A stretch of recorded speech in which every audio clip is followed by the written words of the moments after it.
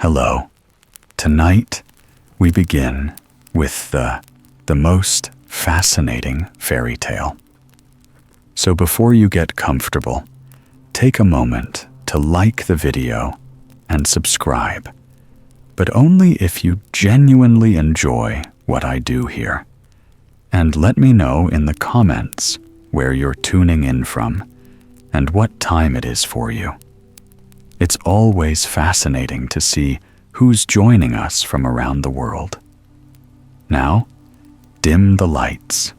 Maybe turn on a fan for that soft background hum, and let's ease into tonight's journey together. A tale of the Tontlawald.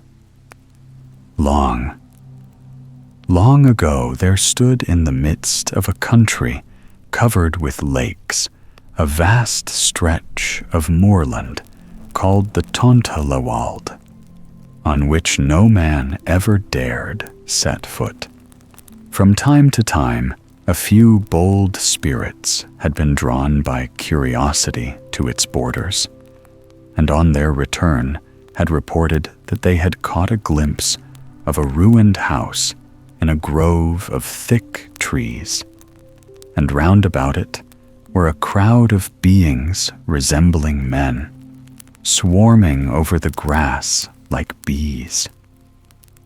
The men were as dirty and ragged as gypsies, and there were, besides, a quantity of old women and half-naked children. One night, a peasant who was returning home from a feast wandered a little farther into the Tontlawald and came back with the same story. A countless number of women and children were gathered round a huge fire, and some were seated on the ground, while others danced strange dances on the smooth grass. One old crone had a broad iron ladle in her hand, with which every now and then she stirred the fire. But the moment she touched the glowing ashes, the children rushed away, shrieking like night owls, and it was a long while before they ventured to steal back. And besides all this, there had once or twice been seen a little old man with a long beard creeping out of the forest, carrying a sack bigger than himself. The women and children ran by his side, weeping and trying to drag the sack from off his back, but he shook them off and went on his way. There was also a tale of a magnificent black cat as large as a foal, but men could not believe all the wonders told by the peasant, and it was difficult to make out what was true and what was false in his story. However, the fact remained that strange things did happen there, and the King of Sweden, to whom this part of the country belonged, more than once gave orders to cut down the haunted wood. But there was no one with courage enough to obey his commands. At length, one man, bolder than the rest, struck his axe into a tree, but his blow was followed by a stream of blood and shrieks, as of a human creature in pain. The terrified woodcutter fled as fast as his legs would carry him, and after that, neither orders nor threats would drive anybody to the enchanted moor. A few miles from the Tontlawald was a large village where dwelt a peasant who had recently married a young wife. As not uncommonly happens in such cases, she turned the whole house upside down, and the two quarreled and fought all day long. By his first wife, the peasant had a daughter called Elsa, a good, quiet girl who only wanted to live in peace. But this her stepmother would not allow. She beat and cuffed the poor child from morning till night. But as the stepmother had the whip hand of her husband, there was no remedy. For 2 years, Elsa suffered all this ill treatment, when one day she went out with the other village children to pluck strawberries. Carelessly, they wandered on, till at last they reached the edge of the Tontlawald, where the finest strawberries grew, making the grass red with their color. The children flung themselves down on the ground, and, after eating as many as they wanted, began to pile up their baskets, when suddenly a cry arose from one of the older boys. "Run! Run as fast as you can! We are in the Tontlawald!" Quicker than lightning, they sprang to their feet and rushed madly away, all except Elsa, who had strayed farther than the rest, and had found a bed of the finest strawberries right under the trees.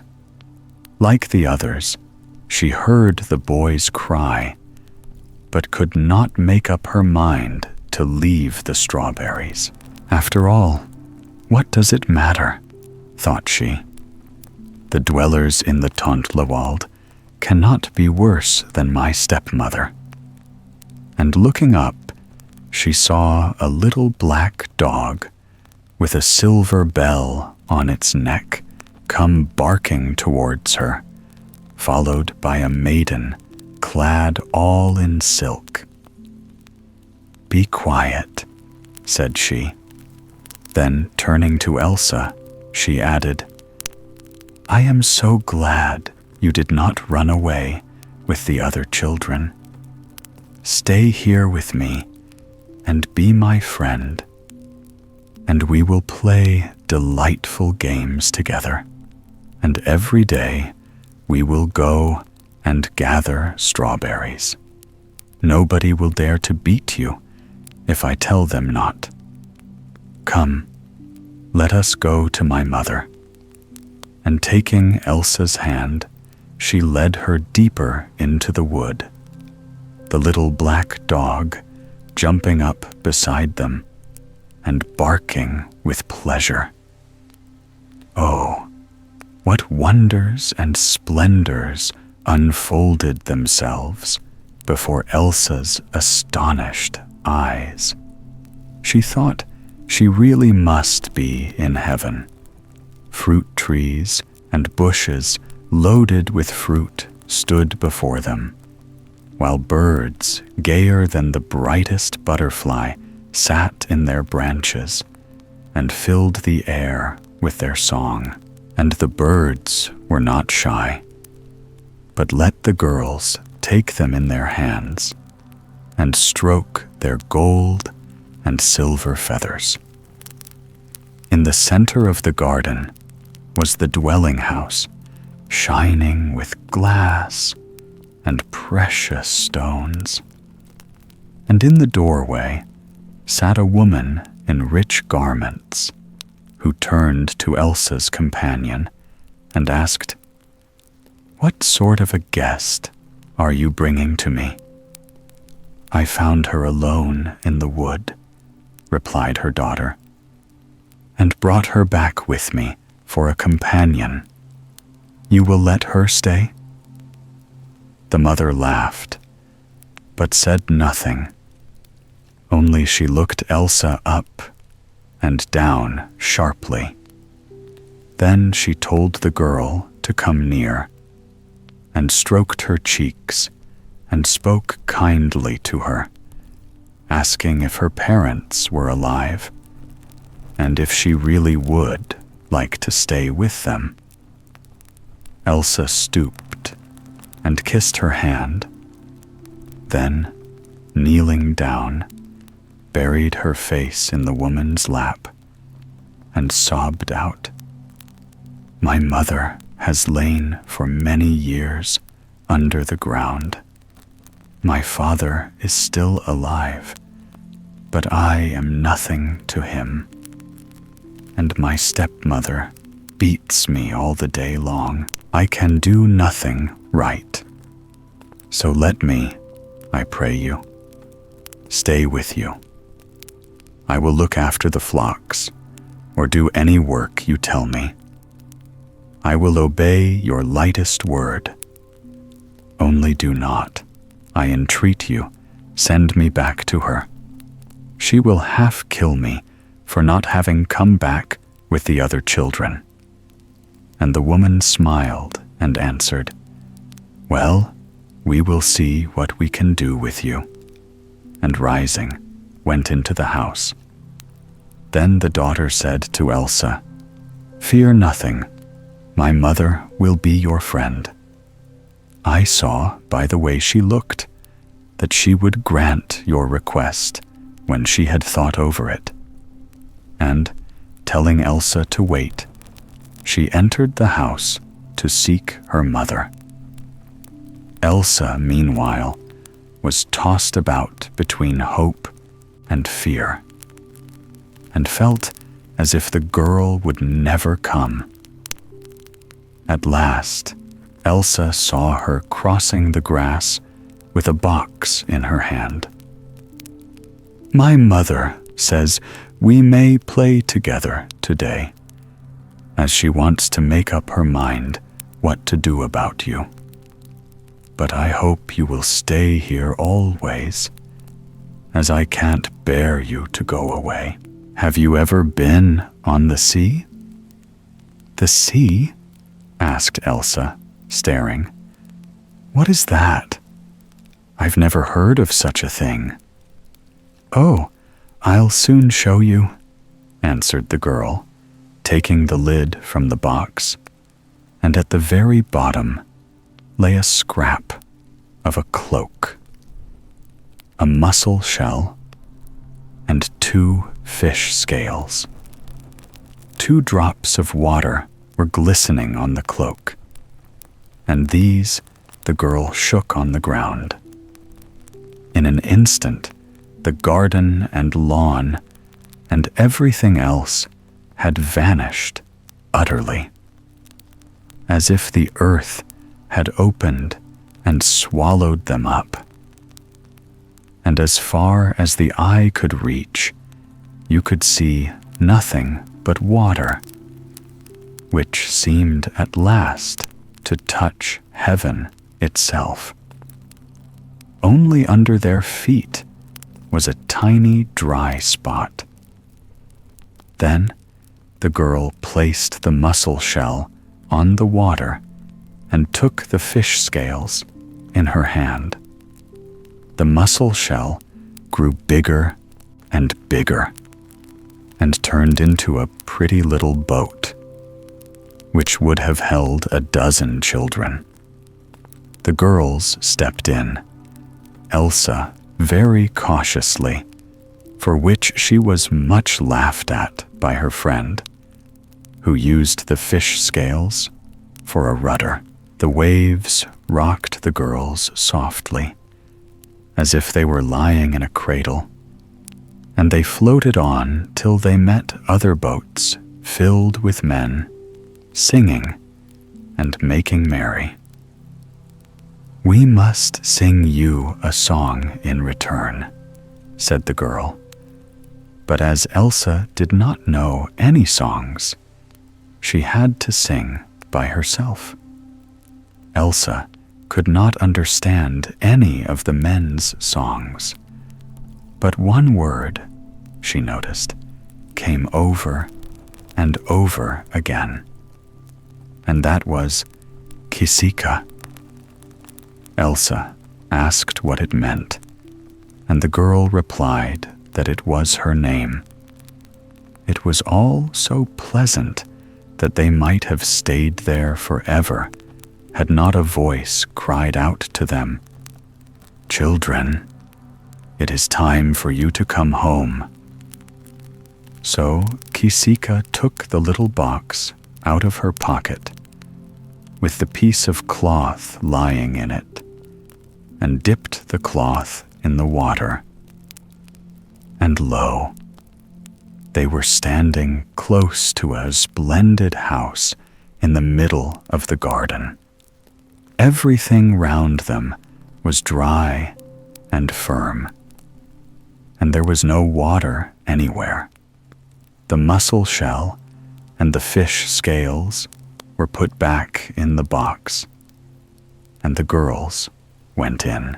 They entered a large hall where 24 richly dressed women were sitting round a table, looking as if they were about to attend a wedding. At the head of the table sat the lady of the house in a golden chair. Elsa did not know which way to look, for everything that met her eyes was more beautiful than she could have dreamed possible. But she sat down with the rest and ate some delicious fruit and thought she must be in heaven. The guests talked softly, but their speech was strange to Elsa, and she understood nothing of what was said. Then the hostess turned round and whispered something to a maid behind her chair, and the maid left the hall. And when she came back, she brought a little old man with her, who had a beard longer than himself. He bowed low to the lady, and then stood quietly near the door. "Do you see this girl?" said the lady of the house, pointing to Elsa. "I wish to adopt her for my daughter. Make me a copy of her, which we can send to her native village instead of herself." The old man looked Elsa all up and down, as if he was taking her measure, bowed again to the lady, and left the hall. After dinner, the lady said kindly to Elsa, "Kisika has begged me to let you stay with her, and you have told her you would like to live here. Is that so?" At these words, Elsa fell on her knees and kissed the lady's hands and feet in gratitude for her escape from her cruel stepmother. But her hostess raised her from the ground and patted her head, saying, "All will go well as long as you are a good, obedient child, and I will take care of you and see that you want for nothing till you are grown up and can look after yourself. My waiting maid, who teaches Kisika all sorts of fine handiwork, shall teach you too." Not long after, the old man came back with a mold full of clay on his shoulders and a little covered basket in his left hand. He put down his mold and his basket on the ground, took up a handful of clay, and made a doll as large as life. When it was finished, he bored a hole in the doll's breast and put a bit of bread inside. Then, drawing a snake out of the basket, forced it to enter the hollow body. "Now," he said to the lady, "all we want is a drop of the maiden's blood." When she heard this, Elsa grew white with horror, for she thought she was selling her soul to the evil one. "Do not be afraid," the lady hastened to say. "We do not want your blood for any bad purpose, but rather to give you freedom and happiness." Then she took a tiny golden needle, pricked Elsa in the arm, and gave the needle to the old man, who stuck it into the heart of the doll. When this was done, he placed the figure in the basket, promising that the next day they should all see what a beautiful piece of work he had finished. When Elsa awoke the next morning in her silken bed, with its soft white pillows, she saw a beautiful dress lying over the back of a chair, ready for her to put on. A maid came in to comb out her long hair and brought the finest linen for her use. But nothing gave Elsa so much joy as the little pair of embroidered shoes that she held in her hand. For the girl had hitherto been forced to run about barefoot by her cruel stepmother. In her excitement, she never gave a thought to the rough clothes she had worn the day before, which had disappeared as if by magic during the night. Who could have taken them? Well, she was to know that by and by. But we can guess that the doll had been dressed in them, which was to go back to the village in her stead. By the time the sun rose, the doll had attained her full size, and no one could have told one girl from the other. Elsa started back when she met herself, as she looked only yesterday. "You must not be frightened," said the lady, when she noticed her terror. "This clay figure can do you no harm. It is for your stepmother, that she may beat it instead of you. Let her flog it as hard as she will. It can never feel any pain. And if the wicked woman does not come one day to a better mind, your double will be able at last to give her the punishment she deserves." From this moment, Elsa's life was that of the ordinary happy child who has been rocked to sleep in her babyhood in a lovely golden cradle. She had no cares or troubles of any sort, and every day her tasks became easier, and the years that had gone before seemed more and more like a bad dream. But the happier she grew, the deeper was her wonder at everything around her, and the more firmly she was persuaded that some great unknown power must be at the bottom of it all.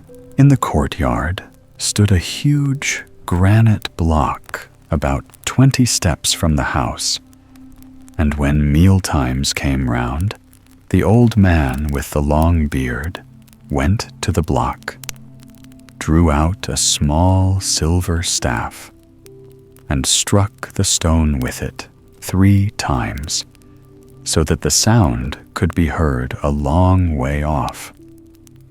At the 3rd blow, out sprang a large golden cock and stood upon the stone. Whenever he crowed and flapped his wings, the rock opened and something came out of it. First, a long table covered with dishes, ready laid for the number of persons who would be seated round it. And this flew into the house all by itself.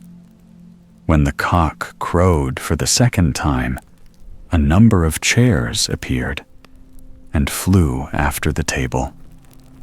then wine, apples, and other fruit, all without trouble to anybody. After everybody had had enough, the old man struck the rock again. The golden cock crowed afresh, and back went dishes, table, chairs, and plates into the middle of the block. When, however, it came to the turn of the 13th dish, which nobody ever wanted to eat, a huge black cat ran up and stood on the rock close to the cock, while the dish was on his other side. There they all remained, till they were joined by the old man. He picked up the dish in one hand, tucked the cat under his arm, told the cock to get on his shoulder, and all four vanished into the rock. And this wonderful stone contained not only food, but clothes and everything you could possibly want in the house. At first, a language was often spoken at meals, which was strange to Elsa. But by the help of the lady and her daughter, she began slowly to understand it, though it was years before she was able to speak it herself. One day, she asked Kisika why the 13th dish came daily to the table and was sent daily away untouched. But Kisika knew no more about it than she did. The girl must, however, have told her mother what Elsa had said, for a few days later she spoke to Elsa seriously. Do not worry yourself with useless wondering. You wish to know why we never eat of the 13th dish. The, dear child, is the dish of hidden blessings, and we cannot taste of it without bringing our happy life here to an end. And the world would be a great deal better if men, in their greed, did not seek to snatch everything for themselves, instead of leaving something as a thank offering to the giver of the blessings. Greed is man's worst fault. The years passed like the wind for Elsa, and she grew into a lovely woman, with a knowledge of many things that she would never have learned in her native village. But Kisika was still the same young girl that she had been on the day of her first meeting with Elsa. Each morning, they both worked for an hour at reading and writing, as they had always done. And Elsa was anxious to learn all she could. But Kisika much preferred childish games to anything else. If the humor seized her, she would fling aside her tasks, take her treasure box, and go off to play in the sea, where no harm ever came to her. What a pity, she would often say to Elsa, that you have grown so big. You cannot play with me anymore. 9 years slipped away in this manner, when one day the lady called Elsa into her room. Elsa was surprised at the summons, for it was unusual, and her heart sank, for she feared some evil threatened her. As she crossed the threshold, she saw that the lady's cheeks were flushed, and her eyes full of tears, which she dried hastily, as if she would conceal them from the girl.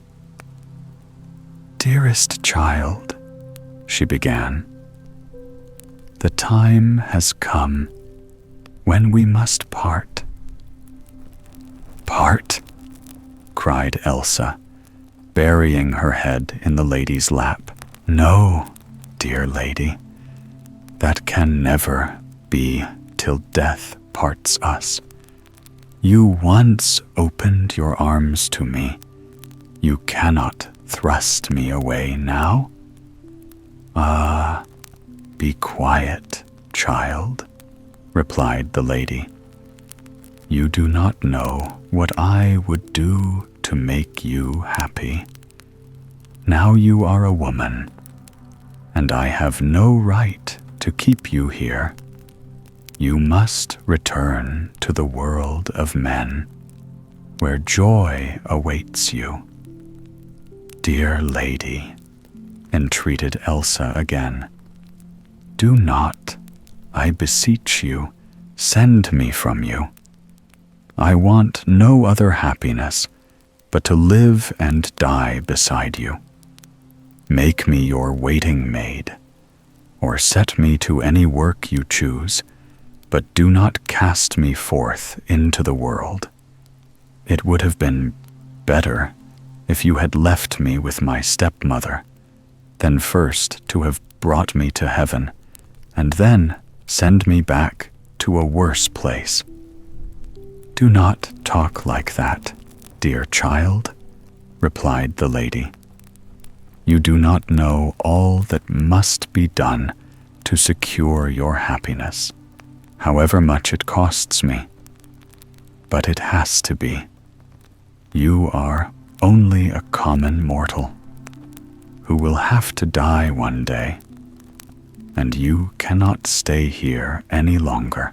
Though we have the bodies of men, we are not men at all, though it is not easy for you to understand why. Some day or other, you will find a husband who has been made expressly for you, and will live happily with him till death separates you. It will be very hard for me to part from you, but it has to be, and you must make up your mind to it." Then she drew her golden comb gently through Elsa's hair and bade her go to bed. But little sleep had the poor girl. Life seemed to stretch before her like a dark, starless night.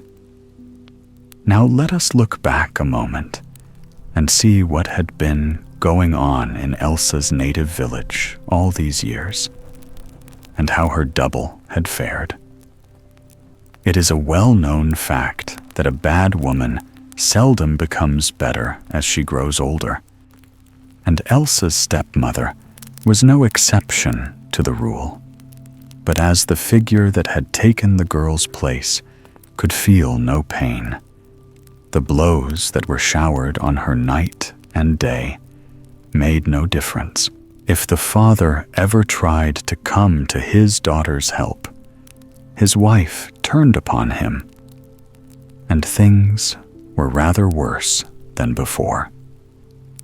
One day, the stepmother had given the girl a frightful beating, and then threatened to kill her outright.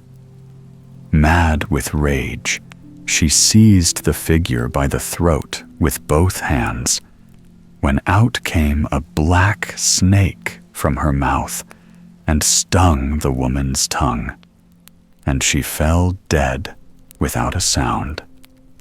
At night, when the husband came home, he found his wife lying dead upon the ground, her body all swollen and disfigured.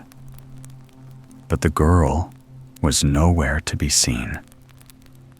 His screams brought the neighbors from their cottages, but they were unable to explain how it had all come about.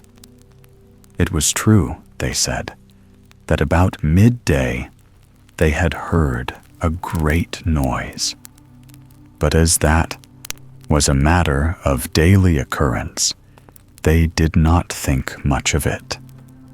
The rest of the day, all was still, but no one had seen anything of the daughter. The body of the dead woman was then prepared for burial, and her tired husband went to bed, rejoicing in his heart that he had been delivered from the firebrand who had made his home unpleasant.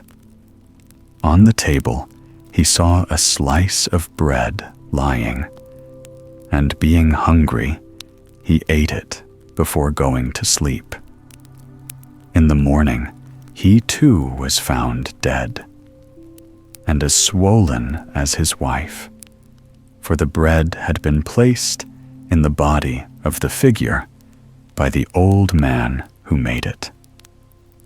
A few days later, he was placed in the grave beside his wife, but nothing more was ever heard of their daughter. All night long after her talk with the lady, Elsa had wept and wailed her hard fate in being cast out from her home, which she loved. Next morning, when she got up, the lady placed a gold seal ring on her finger, strung a little golden box on a ribbon, and placed it round her neck. Then she called the old man, and, forcing back her tears, took leave of Elsa. The girl tried to speak, but before she could sob out her thanks, the old man had touched her softly on the head 3 times with his silver staff. In an instant, Elsa knew that she was turning into a bird. Wings sprang from beneath her arms. Her feet were the feet of eagles with long claws. Her nose curved itself into a sharp beak, and feathers covered her body. Then she soared high in the air and floated up towards the clouds, as if she had really been hatched an eagle. For several days she flew steadily south, resting from time to time when her wings grew tired. For hunger she never felt. And so it happened that one day she was flying over a dense forest, and below hounds were barking fiercely, because, not having wings themselves, she was out of their reach. Suddenly, a sharp pain quivered through her body, and she fell to the ground, pierced by an arrow. When Elsa recovered her senses, she found herself lying under a bush in her own proper form. What had befallen her, and how she got there, lay behind her like a bad dream. As she was wondering what she should do next, the king's son came riding by, and, seeing Elsa, sprang from his horse and took her by the hand, sawing, "Ah, it was a happy chance that brought me here this morning. Every night, for half a year, have I dreamed, dear lady, that I should one day find you in this wood. And although I have passed through it hundreds of times in vain, I have never given up hope. Today, I was going in search of a large eagle that I had shot, and instead of the eagle, I have found you." Then he took Elsa on his horse and rode with her to the town, where the old king received her graciously. A few days later, the wedding took place, and as Elsa was arranging the veil upon her hair, 50 carts arrived laden with beautiful things which the lady of the Tontlawald had sent to Elsa. And after the king's death, Elsa became queen. And when she was old, she told this story. But that was the last that was ever heard of the Tontlawald. The finest lyre in the world. At the edge of a wood, there lived an old man who had only one son. And one day, he called the boy to him and said he wanted some corn ground. But the youth must be sure never to enter any mill where the miller was beardless. The boy took the corn and set out. And before he had gone very far, he saw a large mill in front of him, with a beardless man standing in the doorway. "Good greeting, beardless one," cried he. "Good greeting, sonny," replied the man. "Could I grind something here?" "Yes, certainly. I will finish what I am doing, and then you can grind as long as you like." But suddenly, the boy remembered what his father had told him, and bade farewell to the man, and went further down the river, till he came to another mill, not knowing that as soon as his back was turned, the beardless man had picked up a bag of corn and run hastily to the same mill before him. When the boy reached the second mill and saw a second beardless man sitting there, he did not stop, and walked on till he came to a third mill. But this time, also, the beardless man had been too clever for him, and had arrived first by another road. When it happened a fourth time, the boy grew cross, and said to himself, "It is no good going on. There seems to be a beardless man in every mill." And he took his sack from his back, and made up his mind to grind his corn where he was. The beardless man finished grinding his own corn, and when he had done, he said to the boy, who was beginning to grind his, "Suppose, sonny, we make a cake of what you have there." Now the boy had been rather uneasy when he recollected his father's words, but he thought to himself, "What is done cannot be undone," and answered, "Very well, so let it be." Then the beardless one got up, threw the flour into the tub, and made a hole in the middle, telling the boy to fetch some water from the river in his 2 hands to mix the cake. When the cake was ready for baking, they put it on the fire and covered it with hot ashes till it was cooked through. Then they leaned it up against the wall, for it was too big to go into a cupboard. And the beardless one said to the boy, "Look here, sonny, if we share this cake, we shall neither of us have enough. Let us see who can tell the biggest lie, and the one who lies the best shall have the whole cake." The boy, not knowing what else to do, answered, "All right, you begin."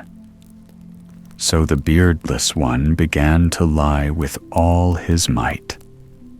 And when he was tired of inventing new lies, the boy said to him, "My good fellow, if that is all you can do, It is not much. Listen to me, and I will tell you a true story. In my youth, when I was an old man, we had a quantity of beehives. Every morning when I got up, I counted them over, and it was quite easy to number the bees, but I never could reckon the hives properly. One day, as I was counting the bees, I discovered that my best bee was missing, and without losing a moment, I saddled a cock and went out to look for him. I traced him as far as the shore and knew that he had crossed the sea and that I must follow. When I had reached the other side, I found a man had harnessed my bee to a plow and with his help was sowing millet seed. "That is my bee," I shouted. "Where did you get him from?" "Brother," replied the man, "if he is yours, take him." And he not only gave me back my bee, but a sack of millet seed into the bargain, because he had made use of my bee. Then I put the bag on my shoulders, took the saddle from the cock, and placed it on the back of the bee, which I mounted, leading the cock by a string, so that he should have a rest. As we were flying home over the sea, one of the strings that held the bag of millet broke in two, and the sack dropped straight into the ocean. It was quite lost, of course, and there was no use thinking about it. And by the time we were safe back again, night had come. I then got down from my bee and let him loose, that he might get his supper, gave the cock some hay, and went to sleep myself.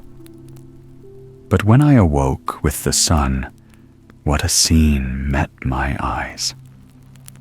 During the night, wolves had come and had eaten my bee, and honey lay ankle-deep in the valley and knee-deep on the hills. Then I began to consider how I could best collect some to take home with me. Now it happened that I had with me a small hatchet, and this I took to the wood, hoping to meet some animal which I could kill, whose skin I might turn into a bag. As I entered the forest, I saw 2 roe deer hopping on one foot, so I slew them with a single blow and made 3 bags from their skins, all of which I filled with honey and placed on the back of the cock. At length, I reached home, where I was told that my father had just been born, and that I must go at once to fetch some holy water to sprinkle him with. As I went, I turned over in my mind if there was no way for me to get back my millet seed, which had dropped into the sea. And when I arrived at the place with the holy water, I saw the seed had fallen on fruitful soil and was growing before my eyes. And more than that, it was even cut by an invisible hand and made into a cake. So I took the cake as well as the holy water and was flying back with them over the sea when there fell a great rain, and the sea was swollen and swept away my millet cake. Ah, how vexed I was at its loss when I was safe on earth again. Suddenly, I remembered that my hair was very long. If I stood, it touched the ground, although if I was sitting, it only reached my ears. I seized a knife and cut off a large lock, which I plaited together, and when night came, tied it into a knot, and prepared to use it for a pillow. But what was I to do for a fire? A tinder box I had, but no wood. Then it occurred to me that I had stuck a needle in my clothes. So I took the needle and split it in pieces and lit it, then laid myself down by the fire and went to sleep. But ill luck still pursued me. While I was sleeping, a spark from the fire lighted on the hair, which was burnt up in a moment. In despair, I threw myself on the ground and instantly sank in it as far as my waist. I struggled to get out, but only fell in further. So I ran to the house, seized a spade, dug myself out, and took home the holy water. On the way, I noticed that the ripe fields were full of reapers, and suddenly the air became so frightfully hot that the men dropped down in a faint. Then I called to them, "Why don't you bring out our mare, which is as tall as 2 days and as broad as half a day, and make a shade for yourselves?" My father heard what I said and jumped quickly on the mare, and the reapers worked with a will in the shadow, while I snatched up a wooden pail to bring them some water to drink.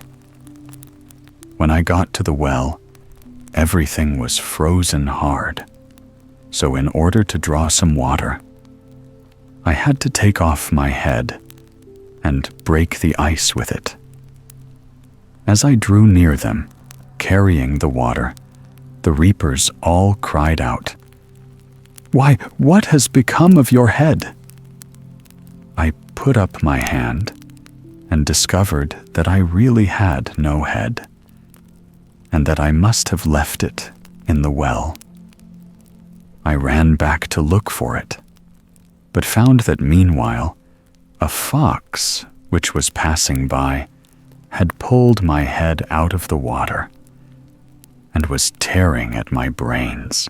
I stole cautiously up to him and gave him such a kick that he uttered a loud scream and let fall a parchment on which was written, "The cake is mine, and the beardless one goes empty-handed." With these words, the boy rose, took the cake, and went home, while the beardless one remained behind to swallow his disappointment. The story of 3 wonderful beggars. There once lived a merchant whose name was Mark, and whom people called Mark the Rich.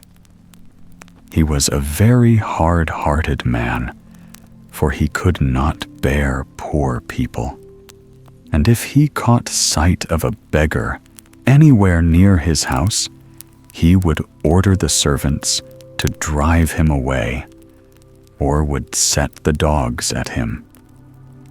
One day, 3 very poor old men came begging to the door, and just as he was going to let the fierce dogs loose on them, his little daughter, Anastasia, crept close up to him and said, "Dear Daddy, let the poor old men sleep here tonight. Do, to please me." Her father could not bear to refuse her, and the 3 beggars were allowed to sleep in a loft. And at night, when everyone in the house was fast asleep, little Anastasia got up, climbed up to the loft, and peeped in. The 3 old men stood in the middle of the loft, leaning on their sticks, with their long gray beards flowing down over their hands, and were talking together in low voices. "What news is there?" asked the eldest. "In the next village, the peasant Ivan has just had his 7th son.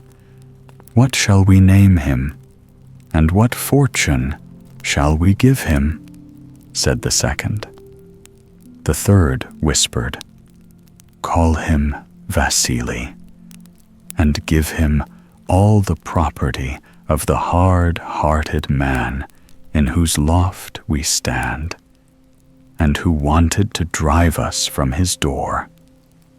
After a little more talk, the 3 made themselves ready and crept softly away. Anastasia, who had heard every word, ran straight to her father and told him all. Mark was very much surprised.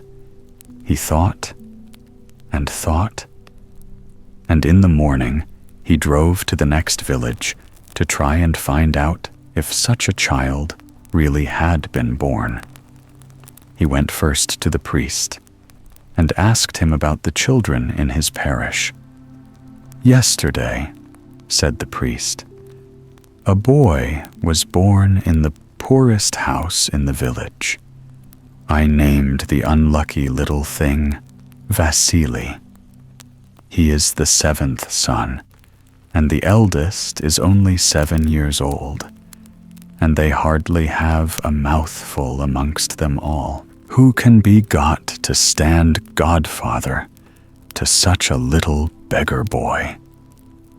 The merchant's heart beat fast, and his mind was full of bad thoughts about that poor little baby. He would be godfather himself, he said, and he ordered a fine christening feast. So the child was brought and christened, and Mark was very friendly to its father. After the ceremony was over, he took Ivan aside and said, "Look here, my friend, you are a poor man. How can you afford to bring up the boy? Give him to me, and I'll make something of him, and I'll give you a present of 1,000 crowns. Is that a bargain?" Ivan scratched his head and thought and thought, and then he agreed. Mark counted out the money, wrapped the baby up in a fox skin, laid it in the sledge beside him, and drove back towards home. When he had driven some miles, he drew up, carried the child to the edge of a steep precipice, and threw it over, muttering, "There, now try to take my property." Very soon after this, some foreign merchants traveled along that same road on the way to see Mark, and to pay the 12,000 crowns which they owed him. As they were passing near the precipice, they heard a sound of crying, and on looking over, they saw a little green meadow wedged in between 2 great heaps of snow, and on the meadow lay a baby amongst the flowers. The merchants picked up the child, wrapped it up carefully, and drove on. When they saw Mark, they told him what a strange thing they had found. Mark guessed at once that the child must be his godson, asked to see him, and said, "That's a nice little fellow. I should like to keep him. If you will make him over to me, I will let you off your debt." The merchants were very pleased to make so good a bargain, left the child with Mark, and drove off. At night, Mark took the child, put it in a barrel, fastened the lid tight down, and threw it into the sea. The barrel floated away to a great distance, and at last it floated close up to a monastery. The monks were just spreading out their nets to dry on the shore when they heard the sound of crying. It seemed to come from the barrel, which was bobbing about near the water's edge. They drew it to land and opened it, and there was a little child.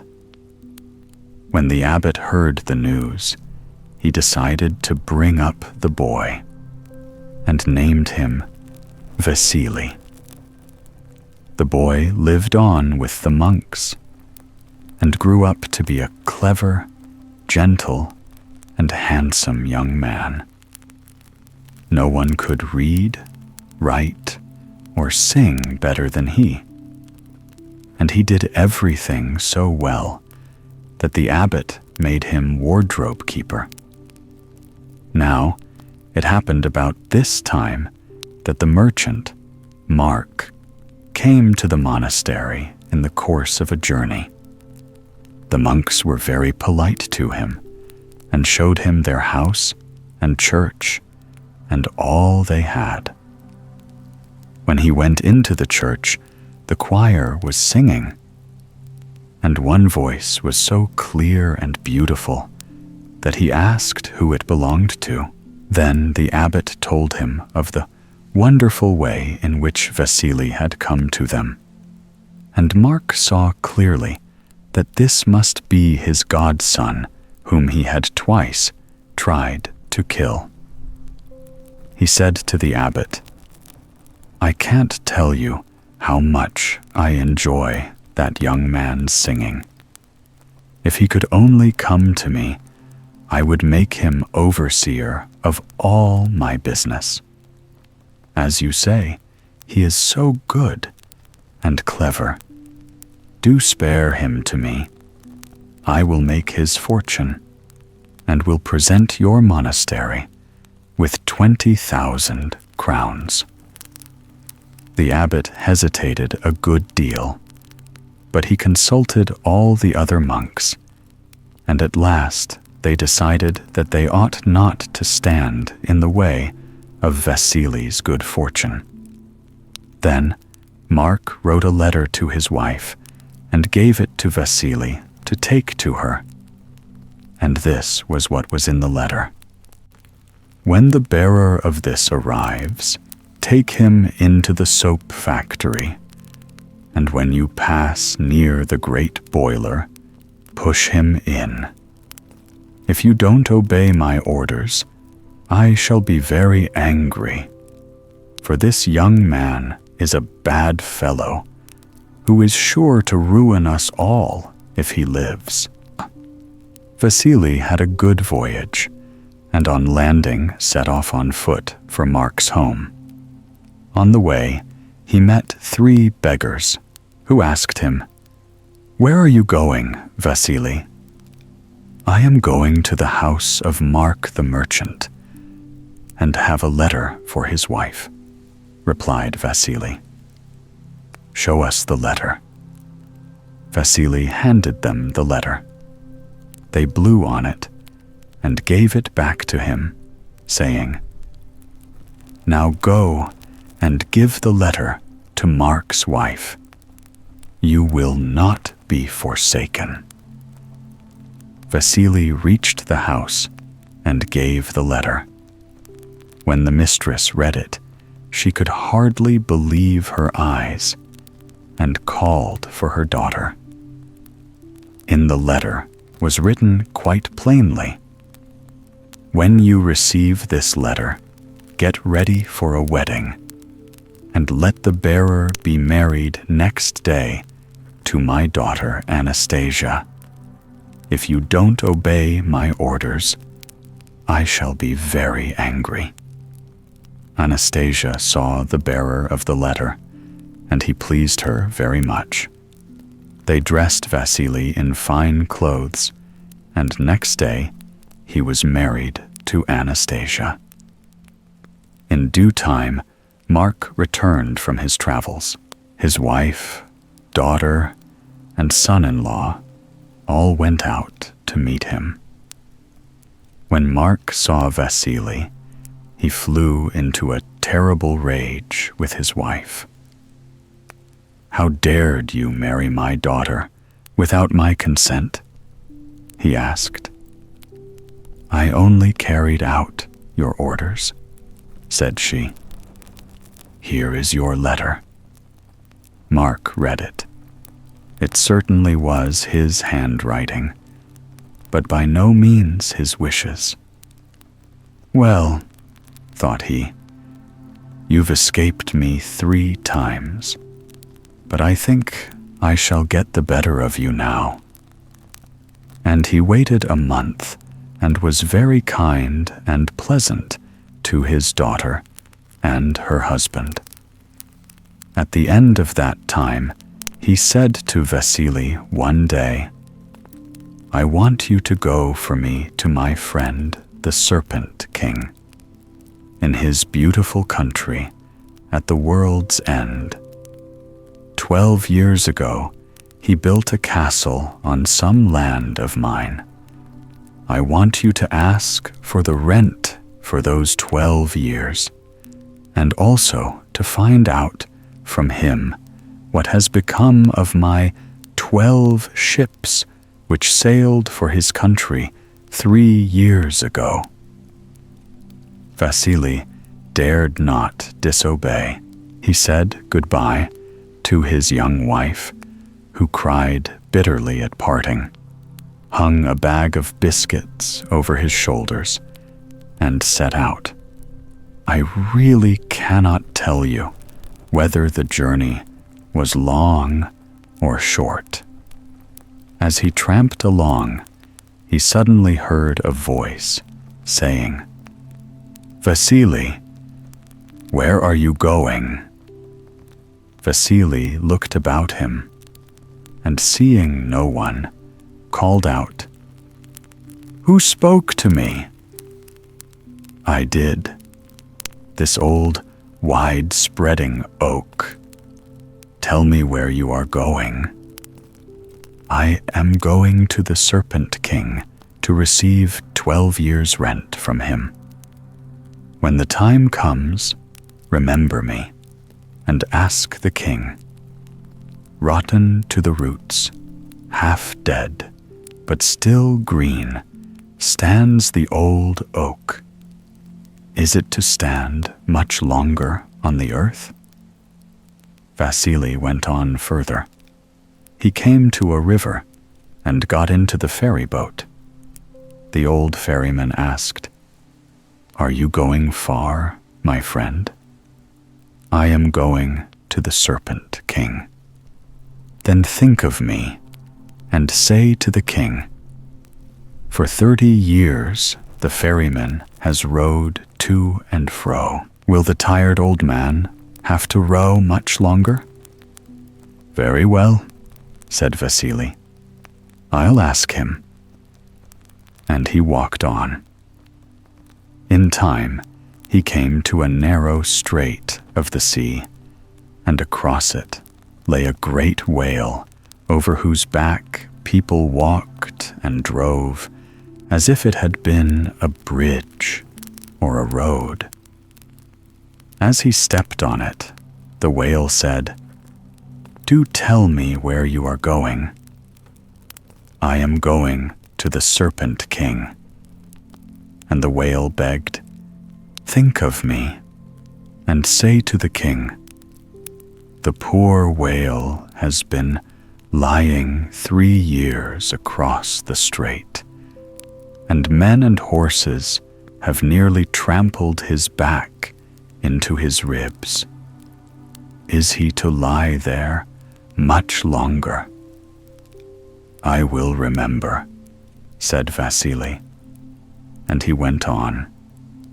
He walked and walked and walked till he came to a great green meadow. In the meadow stood a large and splendid castle. Its white marble walls sparkled in the light. The roof was covered with mother-o'-pearl, which shone like a rainbow, and the sun glowed like fire on the crystal windows. Vasily walked in and went from one room to another, astonished at all the splendor he saw. When he reached the last room of all, he found a beautiful girl sitting on a bed. As soon as she saw him, she said, "Oh, Vasily, what brings you to this accursed place?"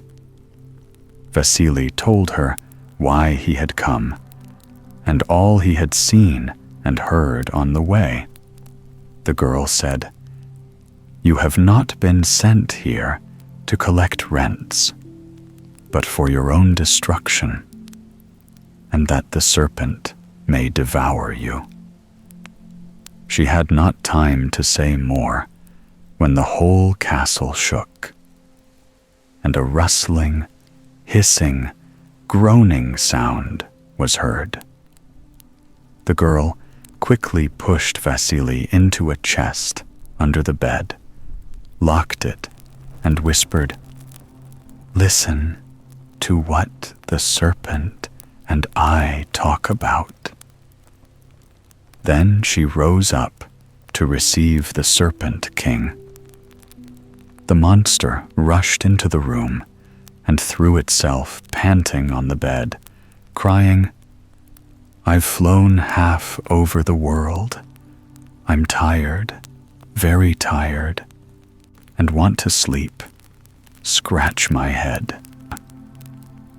The beautiful girl sat down near him, stroking his hideous head, and said in a sweet, coaxing voice, "You know everything in the world. After you left, I had such a wonderful dream. Will you tell me what it means? Out with it then, quick." "What was it?" "I dreamt I was walking on a wide road, and an oak tree said to me, 'Ask the king this. Rotten at the roots, half dead, and yet green, stands the old oak. Is it to stand much longer on the earth? It must stand till someone comes and pushes it down with his foot. Then it will fall, and under its roots will be found more gold and silver than even Mark the Rich has got.' Then I dreamt I came to a river, and the old ferryman said to me, 'For 30 years the ferryman has rowed to and fro. Will the tired old man have to row much longer? That depends on himself. If someone gets into the boat to be ferried across, the old man has only to push the boat off and go his way without looking back. The man in the boat will then have to take his place. And at last I dreamt that I was walking over a bridge made of a whale's back, and the living bridge spoke to me and said, 'Here have I been stretched out these 3 years, and men and horses have trampled my back down into my ribs. Must I lie here much longer?' He will have to lie there till he has thrown up the 12 ships of Mark the Rich which he swallowed. Then he may plunge back into the sea and heal his back." And the Serpent King closed his eyes, turned round on his other side, and began to snore so loud that the windows rattled. In all haste, the lovely girl helped Vasily out of the chest and showed him part of his way back. He thanked her very politely and hurried off. When he reached the strait, the whale asked, "Have you thought of me?" "Yes. As soon as I am on the other side, I will tell you what you want to know." When he was on the other side, Vasily said to the whale, "Throw up those 12 ships of Mark's, which you swallowed 3 years ago." The great fish heaved itself up and threw up all the 12 ships and their crews. Then he shook himself for joy and plunged into the sea. Vasily went on further till he reached the ferry, where the old man asked, "Did you think of me?" "Yes. And as soon as you have ferried me across, I will tell you what you want to know." When they had crossed over, Vasily said, "Let the next man who comes stay in the boat. But do you step on shore, push the boat off, and you will be free. And the other man must take your place." Then Vasily went on further still, and soon came to the old oak tree, pushed it with his foot, and it fell over. There, at the roots, was more gold and silver than even Mark the rich had. And now the 12 ships which the whale had thrown up came sailing along and anchored close by. On the deck of the first ship stood the 3 beggars whom Vasily had met formerly. And they said, "Heaven has blessed you, Vasily." Then they vanished away, and he never saw them again. The sailors carried all the gold and silver into the ship, and then they set sail for home with Vasily on board. Mark was more furious than ever. He had his horses harnessed and drove off himself to see the Serpent King and to complain of the way in which he had been betrayed. When he reached the river, he sprang into the ferry boat. The ferryman, however, did not get in, but pushed the boat off. Vasily led a good and happy life with his dear wife, and his kind mother-in-law lived with them. He helped the poor, and fed and clothed the hungry and naked, and all Mark's riches became his. For many years, Mark has been ferrying people across the river. His face is wrinkled, his hair and beard are snow white, and his eyes are dim, but still he rows on. Schippeitaro. It was the custom in old times that as soon as a Japanese boy reached manhood, he should leave his home and roam through the land in search of adventures. Sometimes he would meet with a young man bent on the same business as himself, and then they would fight in a friendly manner, merely to prove which was the stronger. But on other occasions, the enemy would turn out to be a robber who had become the terror of the neighborhood. And then the battle was in deadly earnest. One day, a youth started off from his native village, resolved never to come back till he had done some great deed that would make his name famous.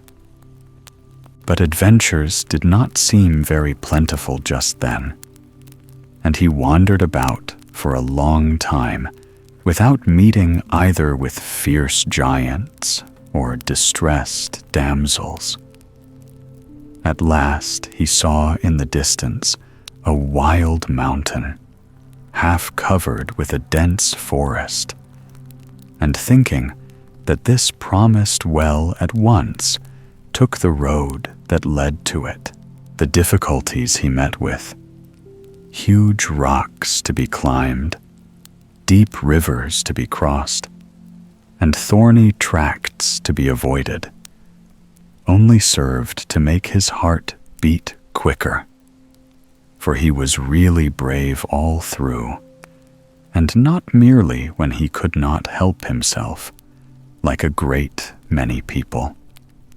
But in spite of all his efforts, he could not find his way out of the forest, and he began to think he should have to pass the night there. Once more he strained his eyes to see if there was no place in which he could take shelter, and this time he caught sight of a small chapel in a little clearing. He hastened quickly towards it, and curling himself up in a warm corner, soon fell asleep.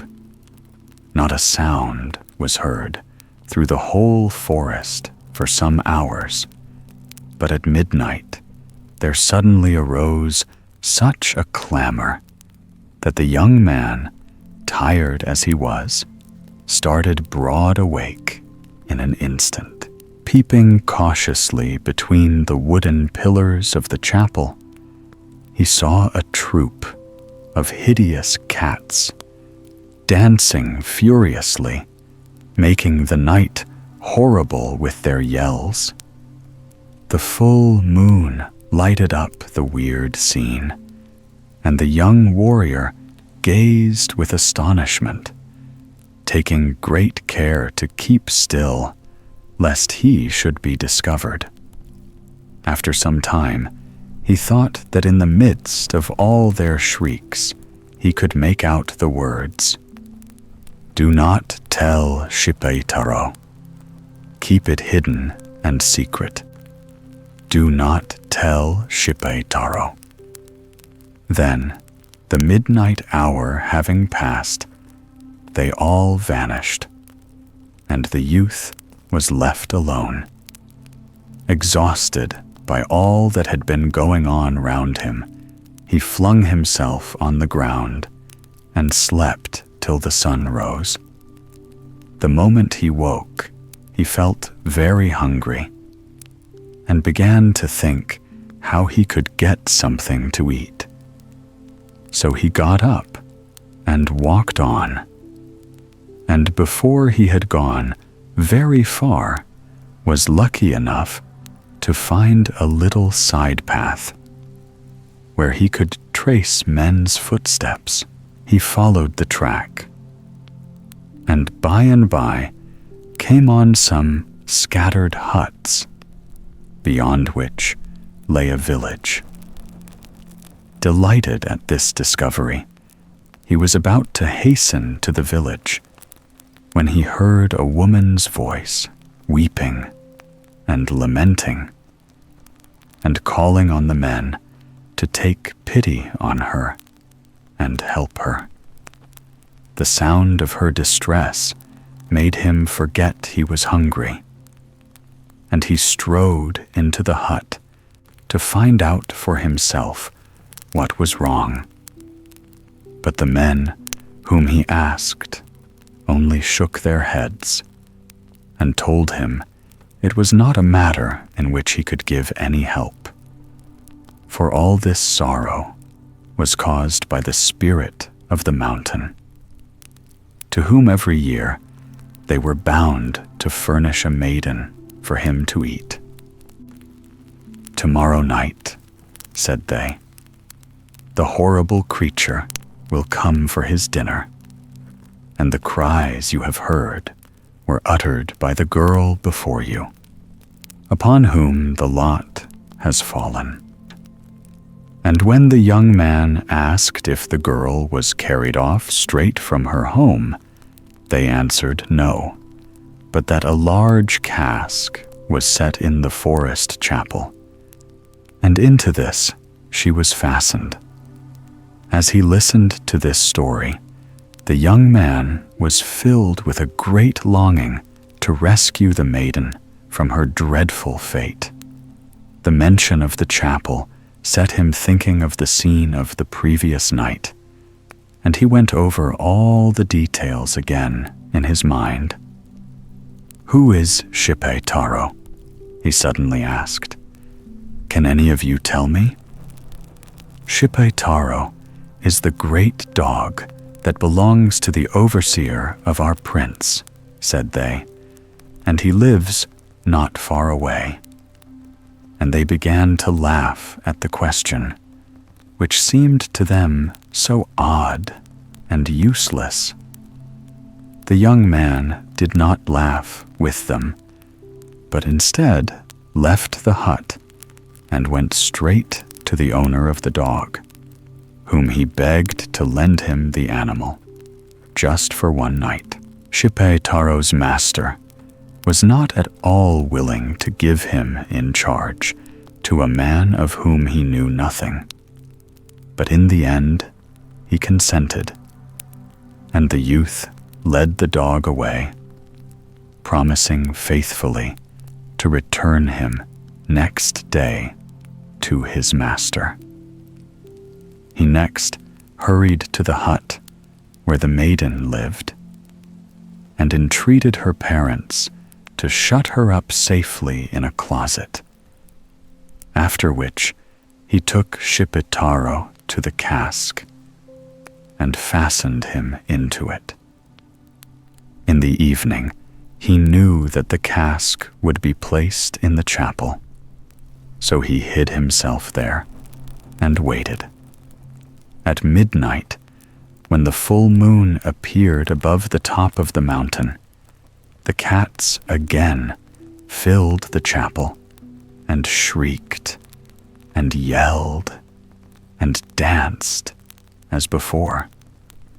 But this time they had in their midst a huge black cat who seemed to be their king, and whom the young man guessed to be the spirit of the mountain. The monster looked eagerly about him, and his eyes sparkled with joy when he saw the cask. He bounded high into the air with delight and uttered cries of pleasure. Then he drew near and undid the bolts. But instead of fastening his teeth in the neck of a beautiful maiden, Schippeitaro's teeth were fastened in him, and the youth ran up and cut off his head with his sword. The other cats were so astonished at the turn things had taken that they forgot to run away, and the young man and Schippeitaro between them killed several more before they thought of escaping. At sunrise, the brave dog was taken back to his master, and from that time the mountain girls were safe, and every year a feast was held in memory of the young warrior and the dog Schippeitaro. The Three Princes and Their Beasts. Lithuanian Fairy Tale. Once on a time, there were 3 princes who had a stepsister. One day, they all set out hunting together. When they had gone some way through a thick wood, they came on a great gray wolf with 3 cubs.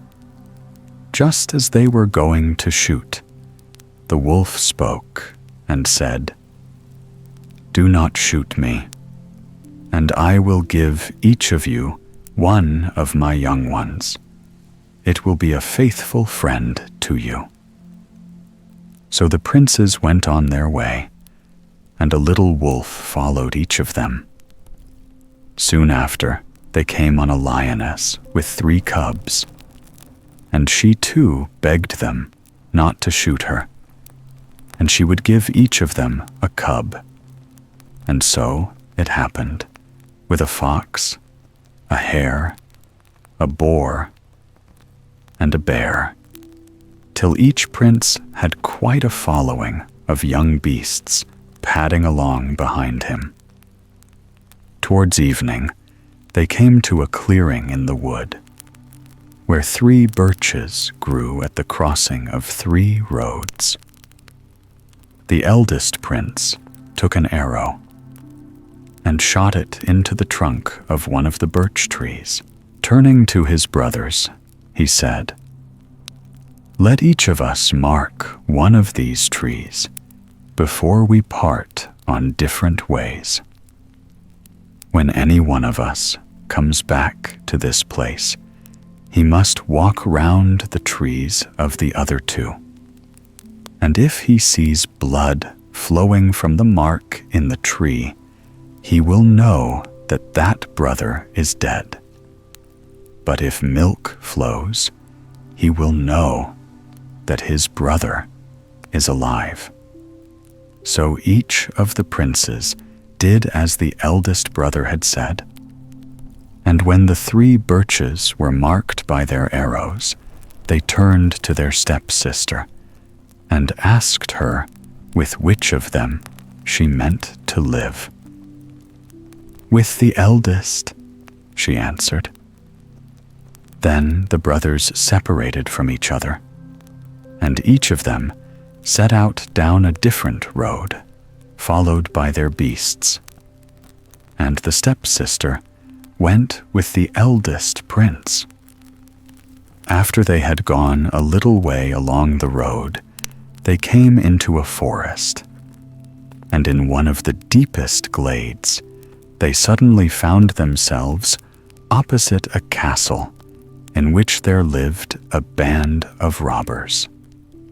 The prince walked up to the door and knocked. The moment it was opened, the beasts rushed in, and each seized on a robber, killed him, and dragged the body down to the cellar. Now, one of the robbers was not really killed, only badly wounded, but he lay quite still and pretended to be dead like the others.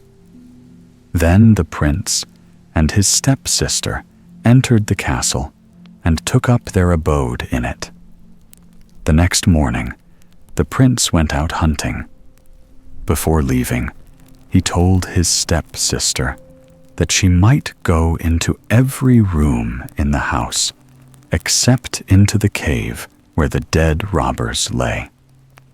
But as soon as his back was turned, she forgot what he had said. And having wandered through all the other rooms, she went down to the cellar and opened the door. As soon as she looked in, the robber, who had only pretended to be dead, sat up and said to her, "Don't be afraid. Do what I tell you, and I will be your friend.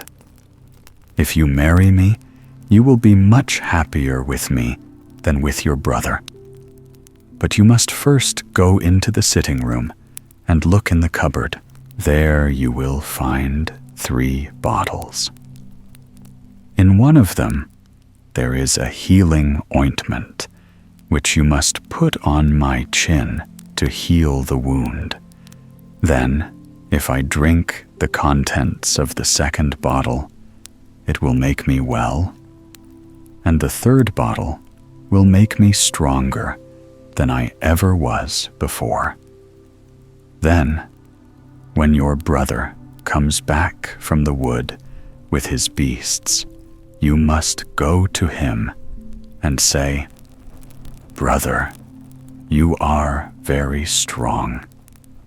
If I were to fasten your thumbs behind your back with a stout silk cord, could you wrench yourself free? And when you see that he cannot do it, call me." When the brother came home, the stepsister did as the robber had told her, and fastened her brother's thumbs behind his back. But with one wrench he set himself free, and said to her, "Sister, that cord is not strong enough for me." The next day he went back to the wood with his beasts, and the robber told her that she must take a much stouter cord to bind his thumbs with. But again he freed himself, though not so easily as the first time, and he said to his sister, "Even that cord is not strong enough." The third day, on his return from the wood, he consented to have his strength tested for the last time.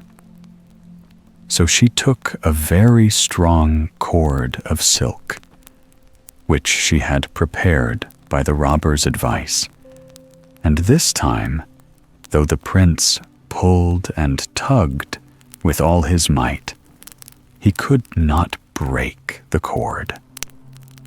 So he called to her and said, "Sister, this time the cord is so strong I cannot break it.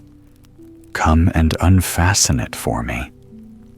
But instead of coming, she called to the robber, who rushed into the room brandishing a knife, with which he prepared to attack the prince. But the prince spoke and said, "Have patience for 1 minute. I would like, before I die, to blow 3 blasts on my hunting horn, 1 in this room, 1 on the stairs, and 1 in the courtyard." So the robber consented, and the prince blew the horn. At the first blast, the fox, which was asleep in the cage in the courtyard, awoke and knew that his master needed help. So he awoke the wolf by flicking him across the eyes with his brush. Then they awoke the lion, who sprang against the door of the cage with might and main, so that it fell in splinters on the ground, and the beasts were free. Rushing through the court to their master's aid, the fox gnawed the cord in 2 that bound the prince's thumbs behind his back, and the lion flung himself on the robber. And when he had killed him and torn him in pieces, each of the beasts carried off a bone.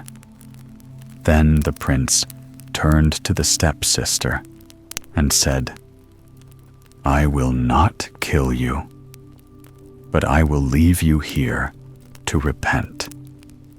And he fastened her with a chain to the wall, and put a great bowl in front of her, and said, "I will not see you again till you have filled this bowl with your tears." So saying, he called his beasts and set out on his travels. When he had gone a little way, he came to an inn.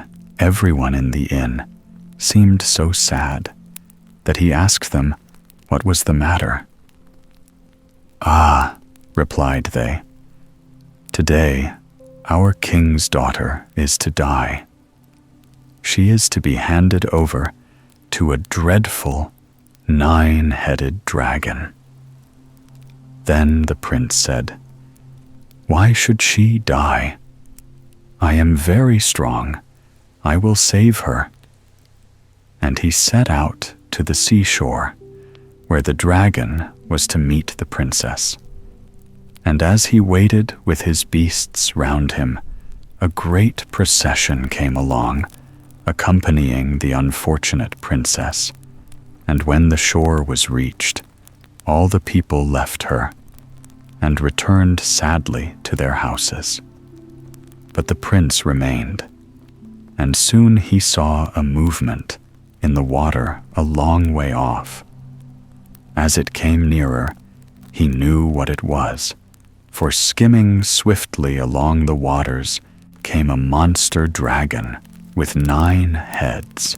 Then the prince took counsel with his beasts, and as the dragon approached the shore, the fox drew his brush through the water and blinded the dragon by scattering the salt water in his eyes, while the bear and the lion threw up more water with their paws, so that the monster was bewildered and could see nothing. Then the prince rushed forward with his sword and killed the dragon, and the beasts tore the body in pieces. Then the princess turned to the prince and thanked him for delivering her from the dragon. And she said to him, "Step into this carriage with me, and we will drive back to my father's palace." And she gave him a ring and half of her handkerchief. But on the way back, the coachman and footman spoke to one another and said, "Why should we drive this stranger back to the palace? Let us kill him, and then we can say to the king that we slew the dragon and saved the princess, and one of us shall marry her." So they killed the prince and left him dead on the roadside. And the faithful beasts came round the dead body and wept, and wondered what they should do. Then suddenly the wolf had an idea, and he started off into the wood, where he found an ox, which he straightway killed. Then he called the fox and told him to mount guard over the dead ox, and if a bird came past and tried to peck at the flesh, he was to catch it and bring it to the lion. Soon after, a crow flew past and began to peck at the dead ox. In a moment, the fox had caught it and brought it to the lion. Then the lion said to the crow, "We will not kill you if you will promise to fly to the town where there are 3 wells of healing, and to bring back water from them in your beak to make this dead man alive." So the crow flew away, and she filled her beak at the well of healing, the well of strength, and the well of swiftness. And she flew back to the dead prince and dropped the water from her beak upon his lips, and he was healed and could sit up and walk. Then he set out for the town, accompanied by his faithful beasts. And when they reached the king's palace, they found that preparations for a great feast were being made, for the princess was to marry the coachman. So the prince walked into the palace and went straight up to the coachman and said, "What token have you got that you killed the dragon and won the hand of the princess?" "I have her token here, this ring and half her handkerchief." And when the king saw these tokens, he knew that the prince was speaking the truth. So the coachman was bound in chains and thrown into prison. And the prince was married to the princess and rewarded with half the kingdom. One day, soon after his marriage, the prince was walking through the woods in the evening, followed by his faithful beasts. Darkness came on, and he lost his way, and wandered about among the trees, looking for the path that would lead him back to the palace. As he walked, he saw the light of a fire, and making his way to it, he found an old woman raking sticks and dried leaves together, and burning them in a glade of the wood. As he was very tired, and the night was very dark, the prince determined not to wander further. So he asked the old woman if he might spend the night beside her fire. "Of course you may," she answered, "but I am afraid of your beasts. Let me hit them with my rod, and then I shall not be afraid of them." "Very well," said the prince, "I don't mind." And she stretched out her rod and hit the beasts, and in one moment they were turned into stone, and so was the prince. Now soon after this, the prince's youngest brother came to the crossroads with the 3 birches, where the brothers had parted from each other when they set out on their wanderings, remembering what they had agreed to do. He walked round the 2 trees, and when he saw that blood oozed from the cut in the eldest prince's tree, he knew that his brother must be dead.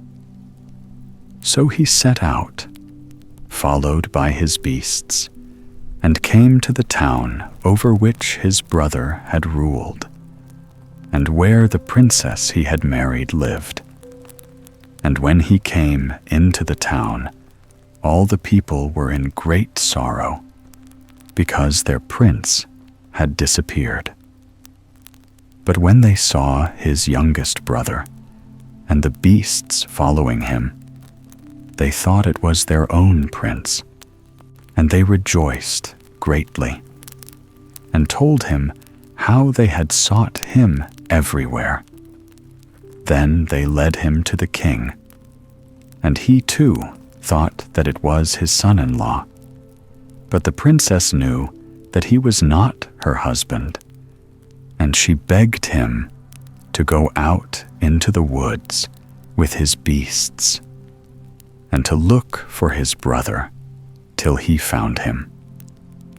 So the youngest prince set out to look for his brother, and he too lost his way in the wood, and night overtook him. Then he came to the clearing among the trees, where the fire was burning, and where the old woman was raking sticks and leaves into the flames.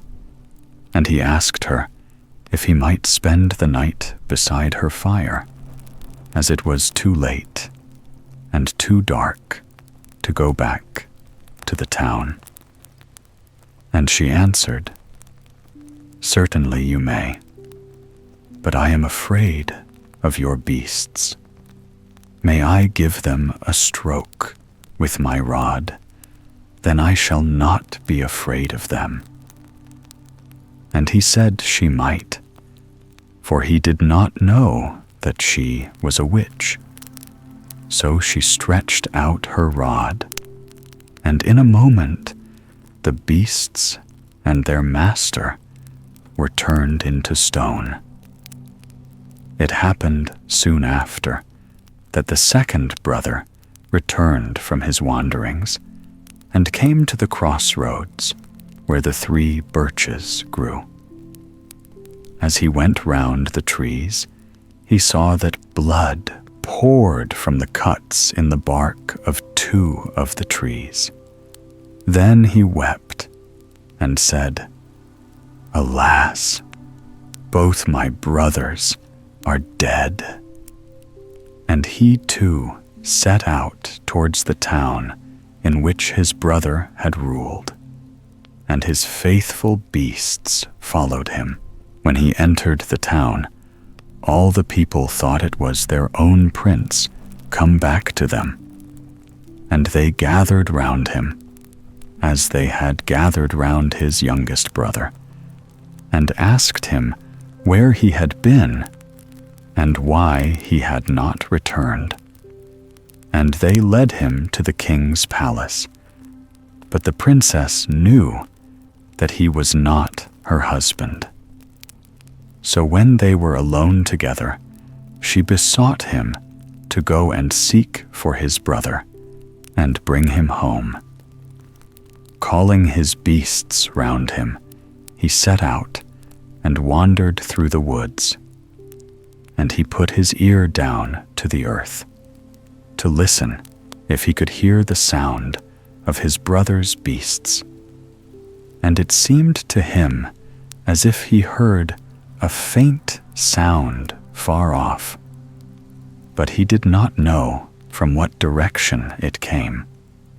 So he blew on his hunting horn and listened again. And again he heard the sound, and this time it seemed to come from the direction of a fire burning in the wood. So he went towards the fire, and there the old woman was raking sticks and leaves into the embers, and he asked her if he might spend the night beside her fire. But she told him she was afraid of his beasts, and he must first allow her to give each of them a stroke with her rod. But he answered her, "Certainly not. I am their master, and no one shall strike them but I myself. Give me the rod." And he touched the fox with it, and in a moment it was turned into stone. Then he knew that the old woman was a witch, and he turned to her and said, "Unless you restore my brothers and their beasts back to life at once, my lion will tear you in pieces." Then the witch was terrified, and taking a young oak tree, she burnt it into white ashes and sprinkled the ashes on the stones that stood around. And in a moment, the 2 princes stood before their brother, and their beasts stood round them. Then the 3 princes set off together to the town, and the king did not know which was his son-in-law, but the princess knew which was her husband. And there were great rejoicings throughout the land. The Goat's Ears of the Emperor Trojan. Once upon a time, there lived an emperor whose name was Trojan, and he had ears like a goat. Every morning, when he was shaved, he asked if the man saw anything odd about him, and as each fresh barber always replied that the emperor had goat's ears, he was at once ordered to be put to death. Now, after this state of things had lasted a good while, there was hardly a barber left in the town that could shave the emperor. and it came to be the turn of the master of the company of barbers to go up to the palace. But, unluckily, at the very moment that he should have set out, the master fell suddenly ill and told one of his apprentices that he must go in his stead. When the youth was taken to the emperor's bedroom, he was asked why he had come and not his master. The young man replied that the master was ill, and there was no one but himself who could be trusted with the honor. The emperor was satisfied with the answer and sat down and let a sheet of fine linen be put round him. Directly the young barber began his work, he, like the rest, remarked the goat's ears of the emperor. But when he had finished, and the emperor asked his usual question as to whether the youth had noticed anything odd about him, the young man replied calmly, "No, nothing at all." This pleased the emperor so much that he gave him 12 ducats and said, "Henceforth you shall come every day to shave me." So when the apprentice returned home, and the master inquired how he had got on with the emperor, the young man answered, "Oh, very well. And he says I am to shave him every day, and he has given me these 12 ducats."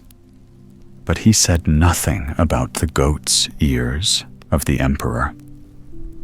From this time, the apprentice went regularly up to the palace, receiving each morning 12 ducats in payment. But after a while, his secret, which he had carefully kept, burnt within him, and he longed to tell it to somebody. His master saw there was something on his mind and asked what it was. The youth replied that he had been tormenting himself for some months and should never feel easy until someone shared his secret. "Well, trust me," said the master. "I will keep it to myself. Or, if you do not like to do that, confess it to your pastor, or go into some field outside the town and dig a hole, and after you have dug it, kneel down and whisper your secret 3 times into the hole. Then put back the earth and come away."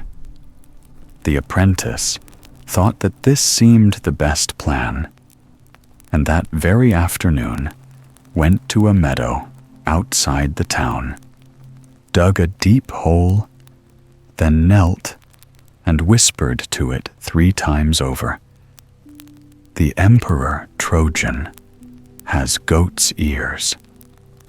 And as he said so, a great burden seemed to roll off him, and he shoveled the earth carefully back and ran lightly home. Weeks passed away, and there sprang up in the hole an elder tree which had 3 stems, all as straight as poplars.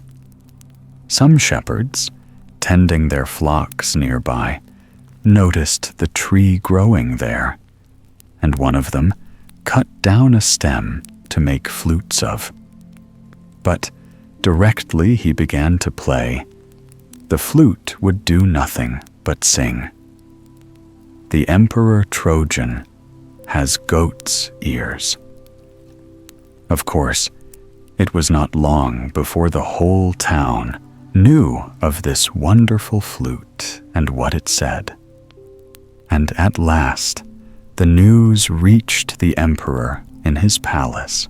He instantly sent for the apprentice and said to him, "What have you been saying about me to all my people?" The culprit tried to defend himself by saying that he had never told anyone what he had noticed. But the emperor, instead of listening, only drew his sword from its sheath, which so frightened the poor fellow that he confessed exactly what he had done, and how he had whispered the truth 3 times to the earth, and how in that very place an elder tree had sprung up, and flutes had been cut from it, which would only repeat the words he had said. Then the emperor commanded his coach to be made ready, and he took the youth with him, and they drove to the spot, for he wished to see for himself whether the young man's confession was true. But when they reached the place, only 1 stem was left. So the emperor desired his attendants to cut him a flute from the remaining stem. And when it was ready, he ordered his chamberlain to play on it. But no tune could the chamberlain play, though he was the best flute player about the court. Nothing came but the words, "The Emperor Trojan has goat's ears." Then the emperor knew that even the earth gave up its secrets, and he granted the young man his life, but he never allowed him to be his barber anymore. The 9 Pea-Hens and the Golden Apples. Once upon a time, there stood before the palace of an emperor a golden apple tree, which blossomed and bore fruit each night. But every morning the fruit was gone, and the boughs were bare of blossom, without anyone being able to discover who was the thief. At last the emperor said to his eldest son, "If only I could prevent those robbers from stealing my fruit, how happy I should be." And his son replied, "I will sit up tonight and watch the tree, and I shall soon see who it is." So directly it grew dark, the young man went and hid himself near the apple tree to begin his watch. But the apples had scarcely begun to ripen before he fell asleep, and when he awoke at sunrise, the apples were gone. He felt very much ashamed of himself, and went with lagging feet to tell his father. Of course, though the eldest son had failed, the second made sure that he would do better, and set out gaily at nightfall to watch the apple tree. But no sooner had he lain himself down than his eyes grew heavy. And when the sunbeams roused him from his slumbers, there was not an apple left on the tree. Next came the turn of the youngest son, who made himself a comfortable bed under the apple tree, and prepared himself to sleep. Towards midnight he awoke, and sat up to look at the tree. And behold, the apples were beginning to ripen, and lit up the whole palace with their brightness. At the same moment, 9 golden pea-hens flew swiftly through the air, and while 8 alighted upon the boughs laden with fruit, the 9th fluttered to the ground where the prince lay, and instantly was changed into a beautiful maiden, more beautiful far than any lady in the emperor's court. The prince at once fell in love with her, and they talked together for some time, till the maiden said her sisters had finished plucking the apples, and now they must all go home again. The prince, however, begged her so hard to leave him a little of the fruit that the maiden gave him 2 apples, one for himself and one for his father. Then she changed herself back into a pea-hen, and the whole 9 flew away. As soon as the sun rose, the prince entered the palace and held out the apple to his father, who was rejoiced to see it, and praised his youngest son heartily for his cleverness. That evening, the prince returned to the apple tree, and everything passed as before. And so it happened for several nights.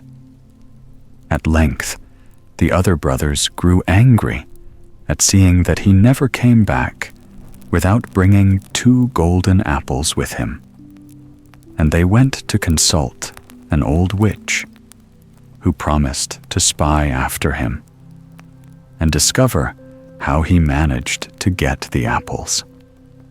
So, when the evening came, the old woman hid herself under the tree and waited for the prince. Before long he arrived and laid down on his bed, and was soon fast asleep. Towards midnight, there was a rush of wings, and the 8 pea-hens settled on the tree, while the 9th became a maiden and ran to greet the prince. Then the witch stretched out her hand and cut off a lock of the maiden's hair, and in an instant the girl sprang up. A pea-hen once more spread her wings and flew away, while her sisters, who were busily stripping the boughs, flew after her. When he had recovered from his surprise at the unexpected disappearance of the maiden, the prince exclaimed, "What can be the matter?" And, looking about him, discovered the old witch hidden under the bed.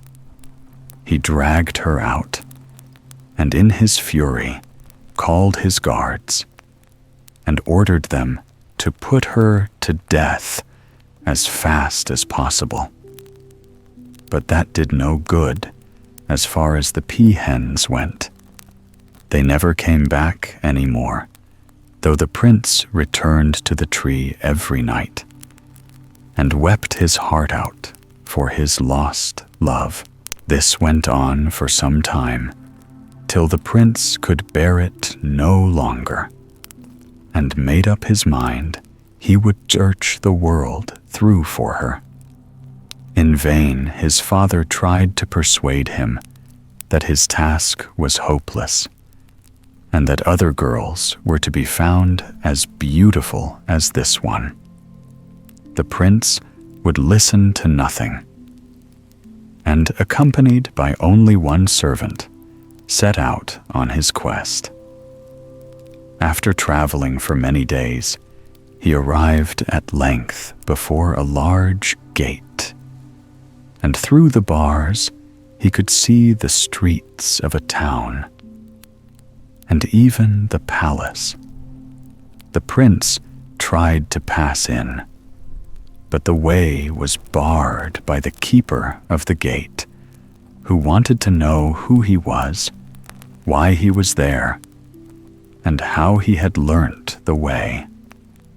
And he was not allowed to enter unless the empress herself came and gave him leave. A message was sent to her, and when she stood at the gate, the prince thought he had lost his wits, for there was the maiden he had left his home to seek. And she hastened to him, and took his hand, and drew him into the palace. In a few days they were married, and the prince forgot his father and his brothers, and made up his mind that he would live and die in the castle.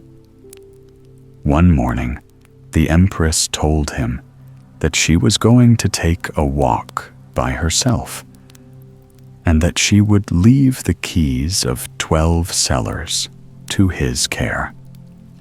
"If you wish to enter the first 11 cellars," said she, "you can, but beware of even unlocking the door of the 12th, or it will be the worse for you."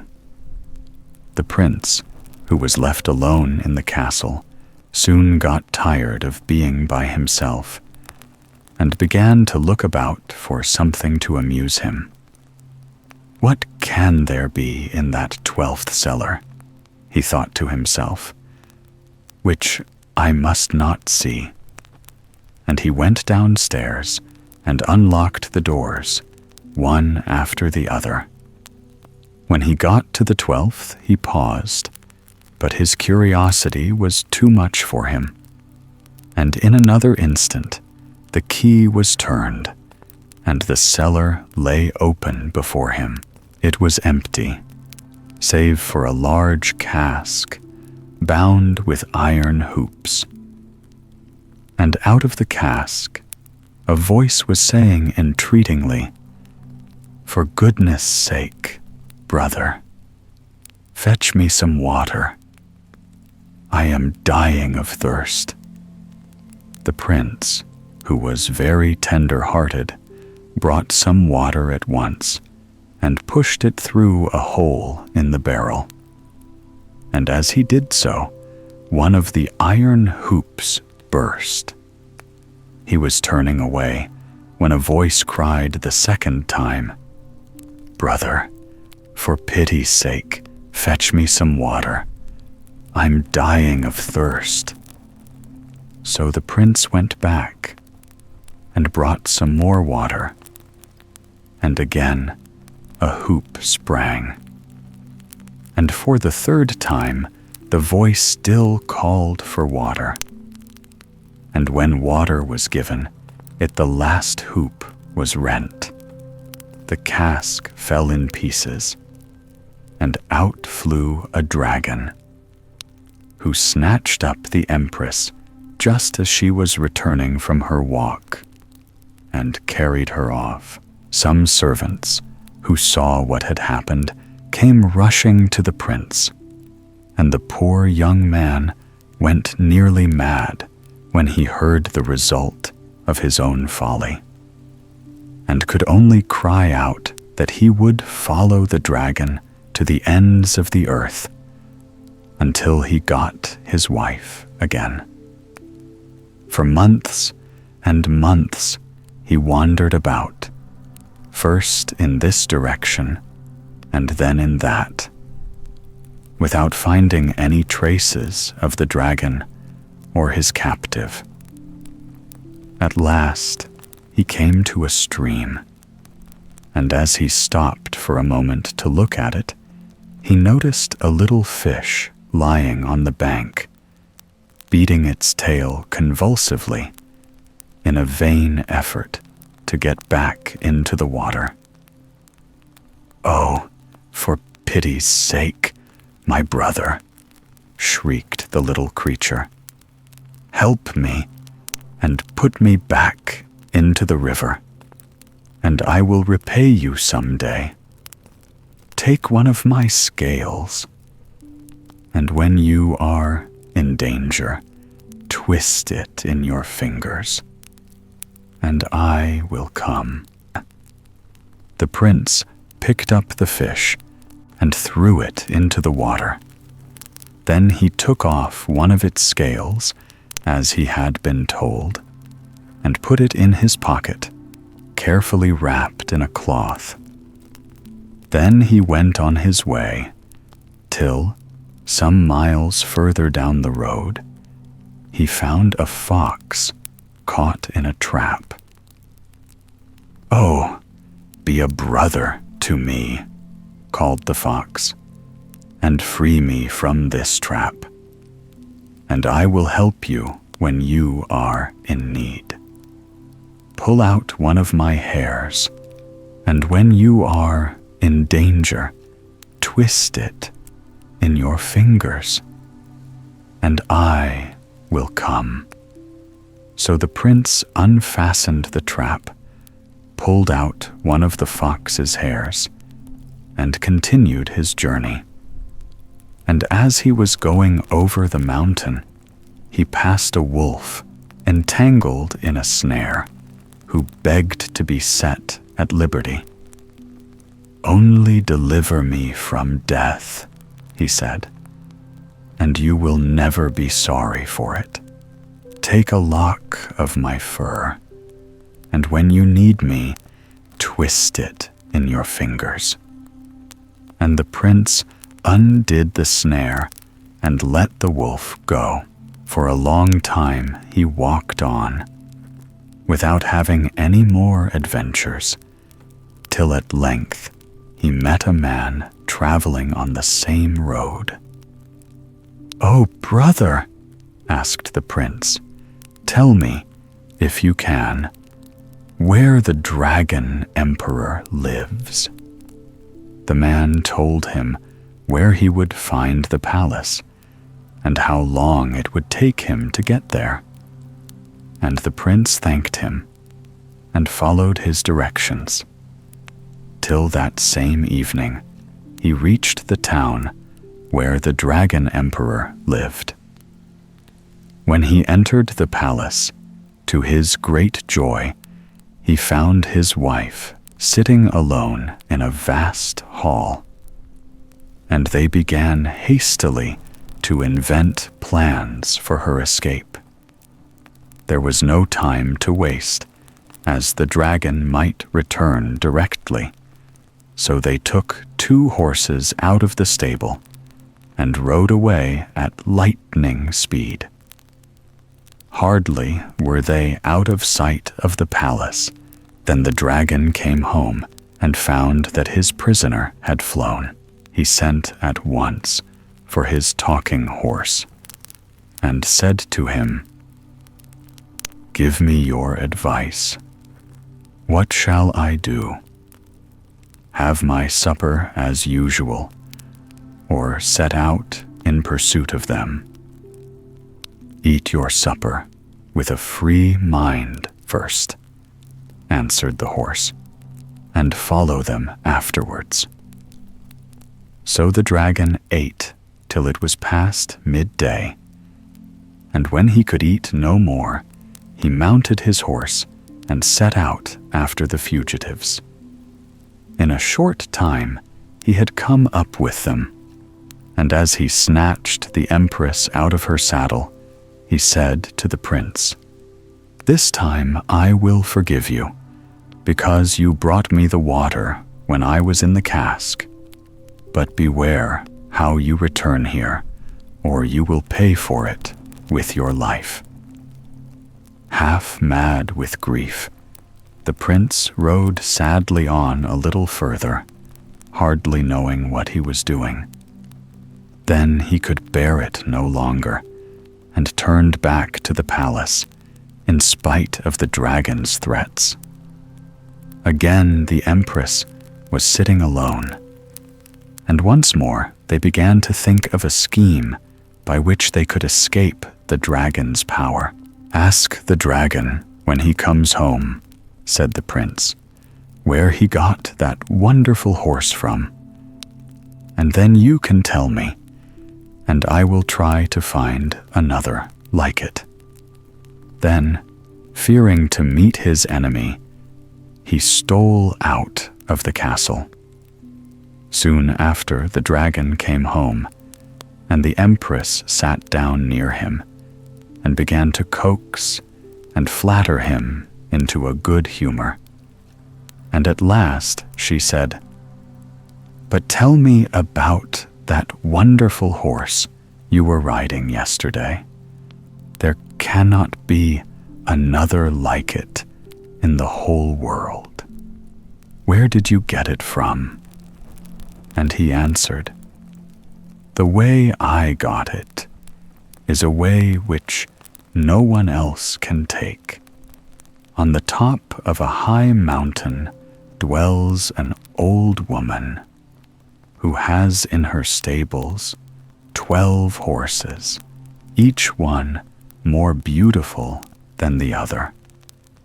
And in one corner is a thin, wretched-looking animal whom no one would glance at a second time.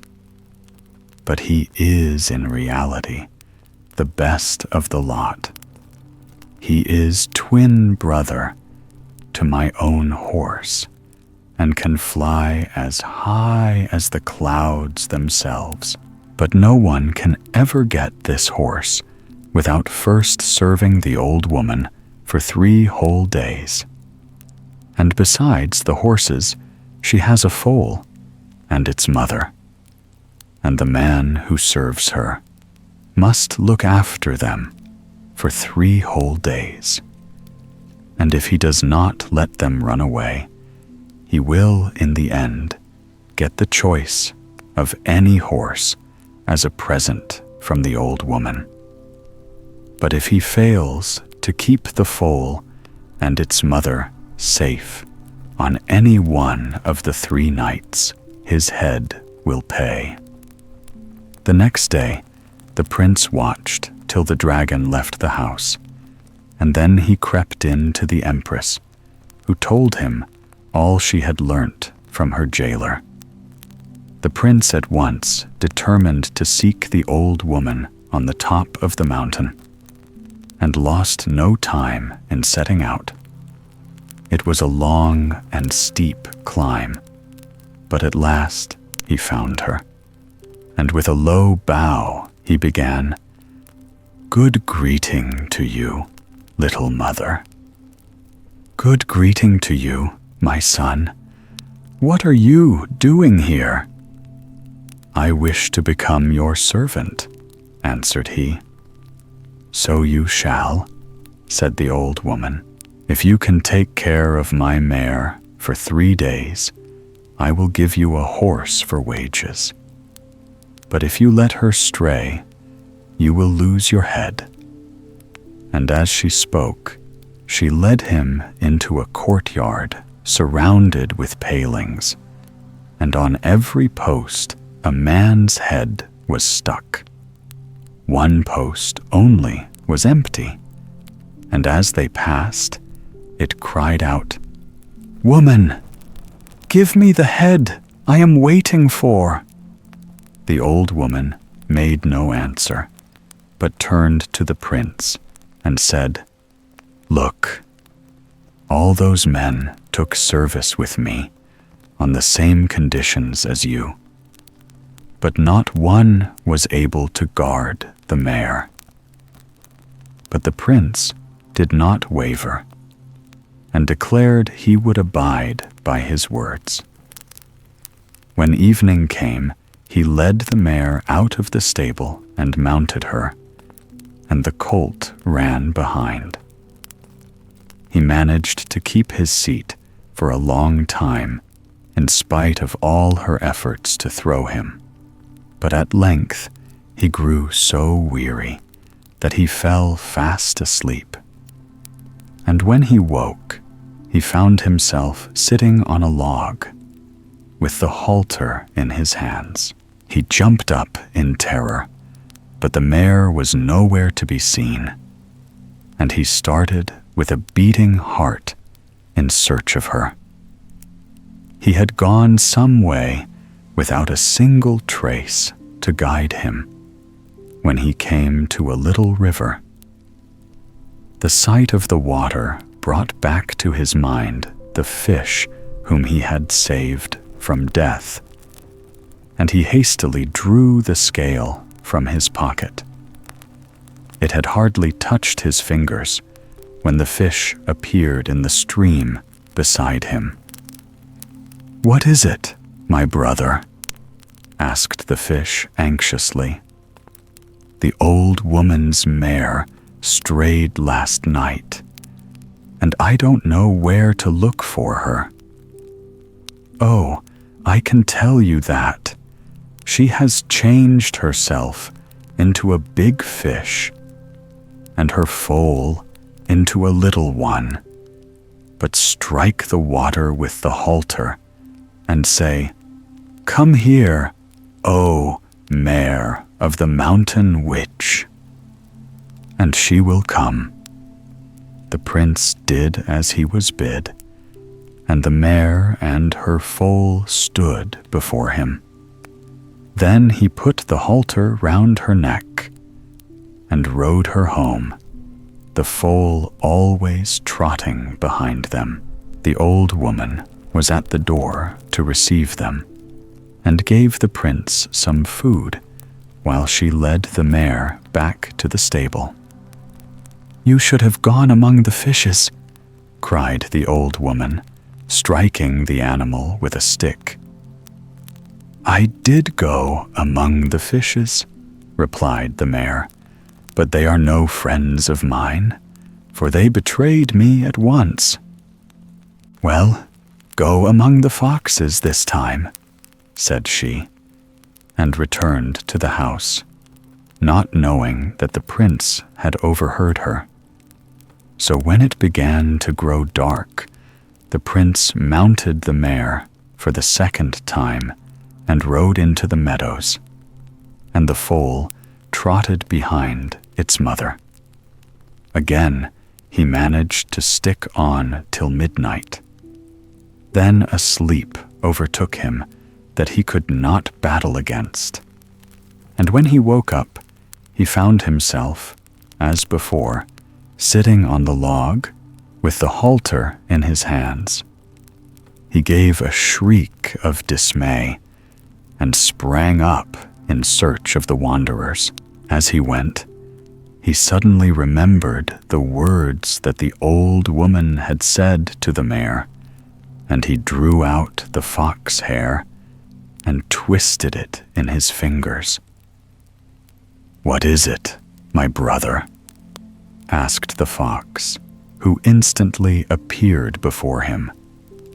"The old witch's mare has run away from me, and I do not know where to look for her." "She is with us," replied the fox, "and has changed herself into a big fox, and her foal into a little one. But strike the ground with a halter and say, 'Come here, O mare of the mountain witch.'" The prince did so, and in a moment the fox became a mare and stood before him, with the little foal at her heels. He mounted and rode back, and the old woman placed food on the table and led the mare back to the stable. "You should have gone to the foxes, as I told you," said she, striking the mare with a stick.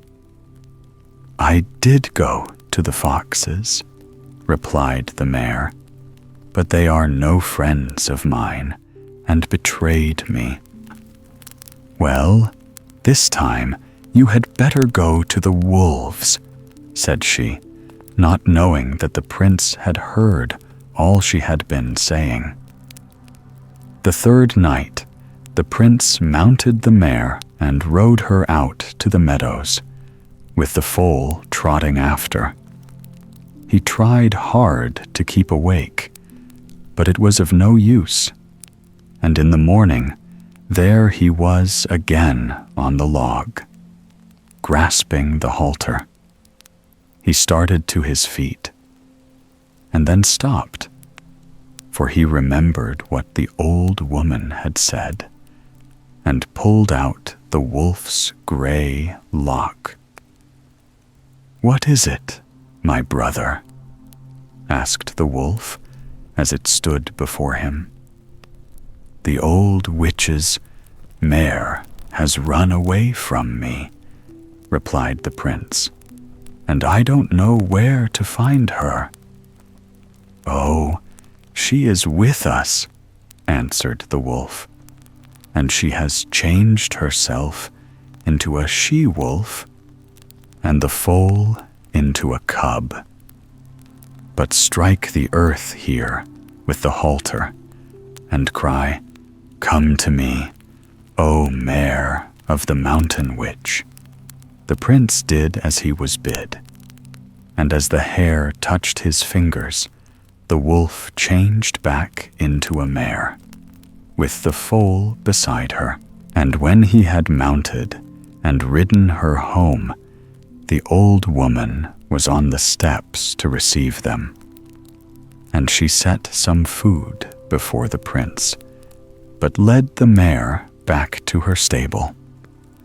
"You should have gone among the wolves," said she, striking her with a stick.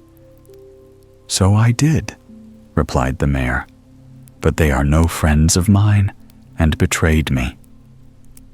The old woman made no answer and left the stable, but the prince was at the door waiting for her. "I have served you well," said he, "and now for my reward." "What I promised, that will I perform," answered she. "Choose one of these 12 horses. You can have which you like. Give me instead that half-starved creature in the corner," asked the prince. "I prefer him to all those beautiful animals." "You can't really mean what you say?" replied the woman. "Yes, I do," said the prince, and the old woman was forced to let him have his way. So he took leave of her and put the halter round his horse's neck and led him into the forest, where he rubbed him down till his skin was shining like gold. Then he mounted, and they flew straight through the air to the dragon's palace. The empress had been looking for him night and day, and stole out to meet him, and he swung her onto his saddle, and the horse flew off again. Not long after, the dragon came home, and when he found the empress was missing, he said to his horse, "What shall we do? Shall we eat and drink? Or shall we follow the runaways?" And the horse replied, "Whether you eat or don't eat, drink or don't drink, follow them or stay at home, matters nothing now, for you can never, never catch them." But the dragon made no reply to the horse's words, but sprang on his back and set off in chase of the fugitives. And when they saw him coming, they were frightened, and urged the prince's horse faster and faster, till he said, "Fear nothing. No harm can happen to us." And their hearts grew calm, for they trusted his wisdom. Soon the dragon's horse was heard panting behind, and he cried out, "Oh, my brother, do not go so fast. I shall sink to the earth if I try to keep up with you." And the prince's horse answered, "Why do you serve a monster like that? Kick him off and let him break in pieces on the ground, and come and join us." And the dragon's horse plunged and reared, and the dragon fell on a rock which broke him in pieces. Then the empress mounted his horse and rode back with her husband to her kingdom, over which they ruled for many years. The Lute Player. Once upon a time, there was a king and queen who lived happily and comfortably together. They were very fond of each other and had nothing to worry them. But at last, the king grew restless.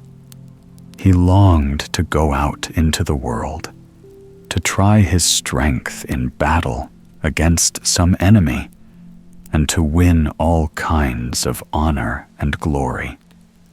So he called his army together and gave orders to start for a distant country where a heathen king ruled who ill-treated or tormented everyone he could lay his hands on.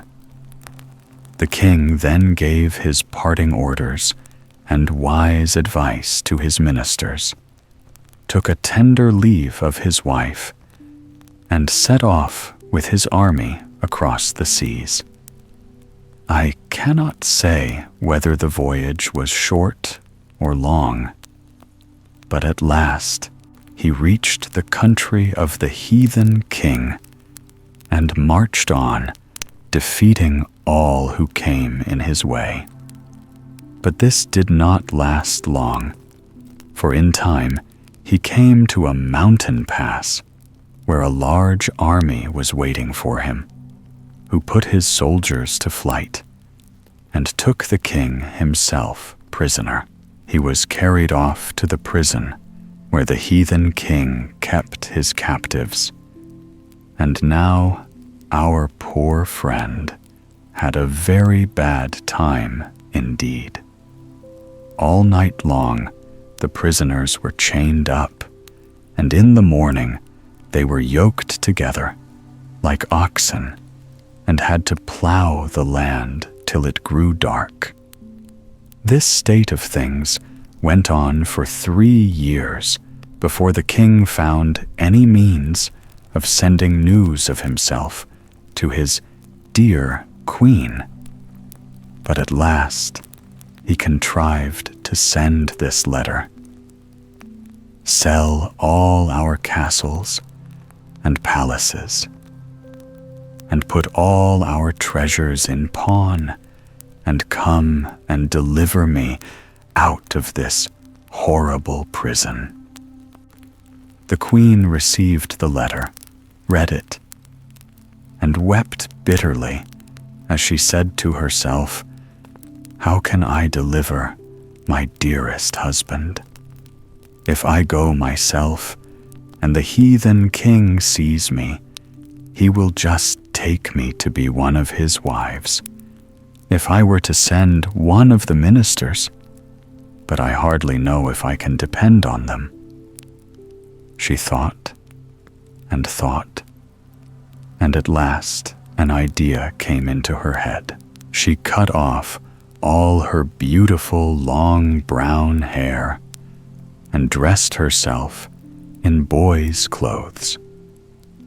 Then she took her lute and, without saying anything to anyone, she went forth into the wide world. She traveled through many lands and saw many cities, and went through many hardships before she got to the town where the heathen king lived. When she got there, she walked all round the palace, and at the back she saw the prison. Then she went into the great court in front of the palace, and taking her lute in her hand, she began to play so beautifully that one felt as though one could never hear enough. After she had played for some time, she began to sing, and her voice was sweeter than the lark's. "I come from my own country, far into this foreign land. Of all I own, I take alone my sweet lute in my hand. Oh, who will thank me for my song, reward my simple lay? Like lovers' sighs, it still shall rise to greet thee day by day. I sing of blooming flowers, made sweet by sun and rain, of all the bliss of love's first kiss, and parting's cruel pain, of the sad captive's longing within his prison wall, of hearts that sigh when none are nigh to answer to their call. My song begs for your pity, and gifts from out your store, and as I play my gentle lay, I linger near your door. And if you hear my singing within your palace, sire, oh give, I pray, this happy day to me my heart's desire. No sooner had the heathen king heard this touching song sung by such a lovely voice than he had the singer brought before him. "Welcome, O lute player," said he. "Where do you come from?" "My country, sire, is far away across many seas. For years I have been wandering about the world and gaining my living by my music. Stay here then a few days, and when you wish to leave, I will give you what you ask for in your song, your heart's desire." So the lute player stayed on in the palace and sang and played almost all day long to the king, who could never tire of listening and almost forgot to eat or drink or to torment people. He cared for nothing but the music, and nodded his head as he declared, "That's something like playing and singing. It makes me feel as if some gentle hand had lifted every care and sorrow from me." After 3 days, the lute player came to take leave of the king. "Well," said the king, "what do you desire as your reward?" "Sire, give me one of your prisoners. You have so many in your prison, and I should be glad of a companion on my journeys. When I hear his happy voice as I travel along, I shall think of you and thank you." "Come along then," said the king. "Choose whom you will." And he took the lute player through the prison himself. The queen walked about amongst the prisoners, and at length she picked out her husband and took him with her on her journey. They were long on their way, but he never found out who she was, and she led him nearer and nearer to his own country. When they reached the frontier, the prisoner said, "Let me go now, kind lad. I am no common prisoner, but the king of this country. Let me go free and ask what you will as your reward." "Do not speak of reward," answered the lute player. "Go in peace.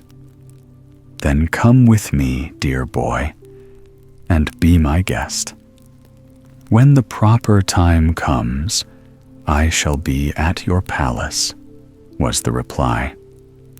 And so they parted. The queen took a short way home, got there before the king, and changed her dress. An hour later, all the people in the palace were running to and fro and crying out, "Our king has come back! Our king has returned to us!" The king greeted everyone very kindly, but he would not so much as look at the queen. Then he called all his council and ministers together and said to them, "See what sort of a wife I have. Here she is, falling on my neck. But when I was pining in prison and sent her word of it, she did nothing to help me." And his council answered with one voice, "Sire, when news was brought from you, the queen disappeared, and no one knew where she went. She only returned today." Then the king was very angry and cried, "Judge my faithless wife. Never would you have seen your king again if a young lute player had not delivered him. I shall remember him with love and gratitude as long as I live." Whilst the king was sitting with his council, the queen found time to disguise herself. She took her lute, and slipping into the court in front of the palace, she sang, clear and sweet, "I sing the captive's longing within his prison wall, of hearts that sigh when none are nigh to answer to their call. My song begs for your pity, and gifts from out your store, and as I play my gentle lay, I linger near your door. And if you hear my singing within your palace, sire, oh, give, I pray, this happy day to me my heart's desire." As soon as the king heard this song, he ran out to meet the lute player, took him by the hand, and led him into the palace. "Here," he cried, "is the boy who released me from my prison. And now, my true friend, I will indeed give you your heart's desire. I am sure you will not be less generous than the heathen king was, sire. I ask of you what I asked and obtained from him. But this time, I don't mean to give up what I get. I want you, yourself." And as she spoke, she threw off her long cloak, and everyone saw it was the queen. Who can tell how happy the king was? In the joy of his heart, he gave a great feast to the whole world, and the whole world came and rejoiced with him for a whole week. I was there too, and ate and drank many good things. I shan't forget that feast as long as I live. The Grateful Prince. Once upon a time, the king of the Goldland lost himself in a forest, and try as he would, he could not find the way out. As he was wandering down one path, which had looked at first more hopeful than the rest, he saw a man coming towards him. "What are you doing here, friend?" asked the stranger. "Darkness is falling fast, and soon the wild beasts will come from their lairs to seek for food." "I have lost myself," answered the king, "and am trying to get home." "Then promise me that you will give me the first thing that comes out of your house, and I will show you the way," said the stranger. The king did not answer directly, but after a while he spoke. "Why should I give away my best sporting dog? I can surely find my way out of the forest, as well as this man." So the stranger left him, but the king followed path after path for 3 whole days, with no better success than before. He was almost in despair when the stranger suddenly appeared, blocking up his way. "Promise you will give me the first thing that comes out of your house to meet you?" But still, the king was stiff-necked and would promise nothing. For some days longer, he wandered up and down the forest, trying first one path, then another. But his courage at last gave way, and he sank wearily on the ground under a tree, feeling sure his last hour had come. Then, for the 3rd time, the stranger stood before the king and said, "Why are you such a fool? What can a dog be to you, that you should give your life for him like this? Just promise me the reward I want, and I will guide you out of the forest." "Well, my life is worth more than 1,000 dogs," answered the king. "The welfare of my kingdom depends on me. I accept your terms, so take me to my palace." Scarcely had he uttered the words than he found himself at the edge of the wood. With the palace in the dim distance, he made all the haste he could.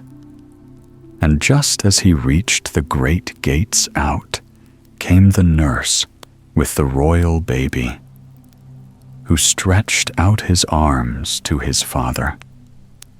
The king shrank back and ordered the nurse to take the baby away at once.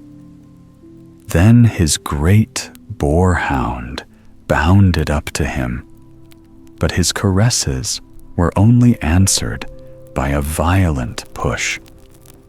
When the king's anger was spent, and he was able to think what was best to be done, he exchanged his baby, a beautiful boy, for the daughter of a peasant, and the prince lived roughly as the son of poor people, while the little girl slept in a golden cradle under silken sheets. At the end of a year, the stranger arrived to claim his property and took away the little girl, believing her to be the true child of the king. The king was so delighted with the success of his plan that he ordered a great feast to be got ready and gave splendid presents to the foster parents of his son, so that he might lack nothing. But he did not dare to bring back the baby, lest the trick should be found out. The peasants were quite contented with this arrangement, which gave them food and money in abundance. By and by, the boy grew big and tall, and seemed to lead a happy life in the house of his foster parents. But a shadow hung over him, which really poisoned most of his pleasure, and that was the thought of the poor innocent girl who had suffered in his stead. For his foster father had told him in secret that he was the king's son, and the prince determined that when he grew old enough, he would travel all over the world and never rest till he had set her free. To become king at the cost of a maiden's life was too heavy a price to pay. So one day he put on the dress of a farm servant, threw a sack of peas on his back, and marched straight into the forest where 18 years before his father had lost himself. After he had walked some way, he began to cry loudly, "Oh, how unlucky I am! Where can I be? Is there no one to show me the way out of the wood?" Then appeared a strange man with a long gray beard, with a leather bag hanging from his girdle. He nodded cheerfully to the prince and said, "I know this place well, and can lead you out of it, if you will promise me a good reward." "What can a beggar such as I promise you?" answered the prince. "I have nothing to give you save my life. Even the coat on my back belongs to my master, whom I serve for my keep, and my clothes." The stranger looked at the sack of peas and said, "But you must possess something. You are carrying this sack, which seems to be very heavy." "It is full of peas," was the reply. "My old aunt died last night, without leaving money enough to buy peas to give the watchers, as is the custom throughout the country. I have borrowed these peas from my master, and thought to take a short cut across the forest, but I have lost myself, as you see." "Then you are an orphan?" asked the stranger. "Why should you not enter my service? I want a sharp fellow in the house, and you please me." "Why not, indeed, if we can strike a bargain?" said the other. "I was born a peasant, and strange bread is always bitter, so it is the same to me whom I serve. What wages will you give me?" "Every day, fresh food, meat twice a week, butter and vegetables, your summer and winter clothes, and a portion of land for your own use." "I shall be satisfied with that," said the youth. "Somebody else will have to bury my aunt. I will go with you." Now this bargain seemed to please the old fellow so much that he spun round like a top, and sang so loud that the whole wood rang with his voice. Then he set out with his companion, and chattered so fast that he never noticed that his new servant kept dropping peas out of the sack. At night, they slept under a fig tree, and when the sun rose, started on their way. About noon, they came to a large stone, and here the old fellow stopped, looked carefully round, gave a sharp whistle, and stamped 3 times on the ground with his left foot. Suddenly, there appeared under the stone a secret door, which led to what looked like the mouth of a cave. The old fellow seized the youth by the arm and said roughly, "Follow me." Thick darkness surrounded them, yet it seemed to the prince as if their path led into still deeper depths. After a long while, he thought he saw a glimmer of light, but the light was neither that of the sun nor of the moon. He looked eagerly at it, but found it was only a kind of pale cloud which was all the light this strange underworld could boast. Earth and water, trees and plants, birds and beasts, each was different from those he had seen before. But what most struck terror into his heart was the absolute stillness that reigned everywhere. Not a rustle or a sound could be heard. Here and there, he noticed a bird sitting on a branch, with head erect and swelling throat. But his ear caught nothing. The dogs opened their mouths as if to bark. The toiling oxen seemed about to bellow, but neither bark nor bellow reached the prince. The water flowed noiselessly over the pebbles.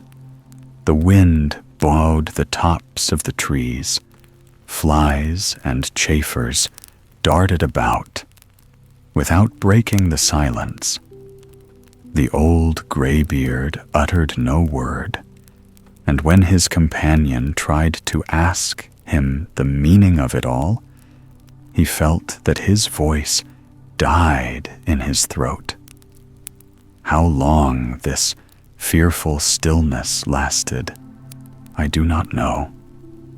But the prince gradually felt his heart turning to ice.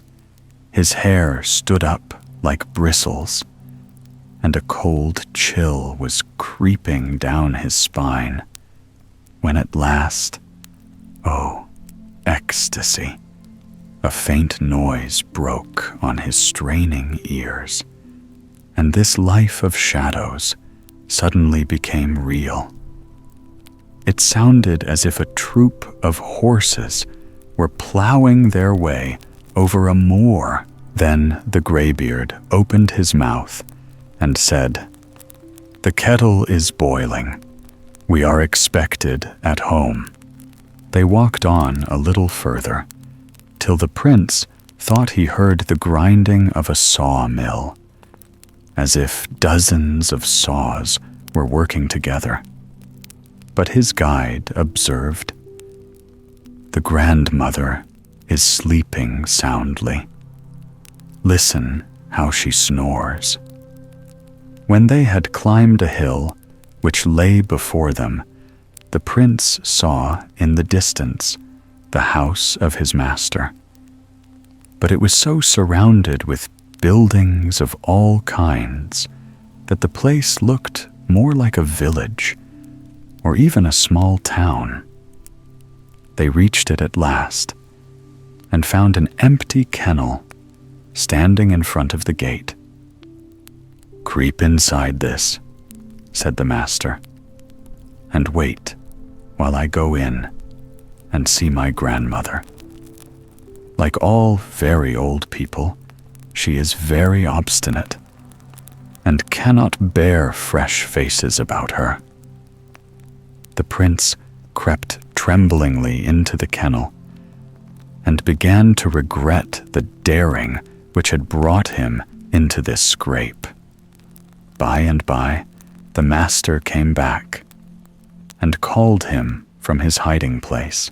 Something had put out his temper, for with a frown he said, "Watch carefully our ways in the house, and beware of making any mistake, or it will go ill with you. Keep your eyes and ears open, and your mouth shut. Obey without questions. Be grateful if you will, but never speak unless you are spoken to." When the prince stepped over the threshold, he caught sight of a maiden of wonderful beauty, with brown eyes and fair curly hair. "Well," the young man said to himself, "if the old fellow has many daughters like that, I should not mind being his son-in-law. This one is just what I admire." And he watched her lay the table, bring in the food, and take her seat by the fire, as if she had never noticed that a strange man was present. Then she took out a needle and thread and began to darn her stockings.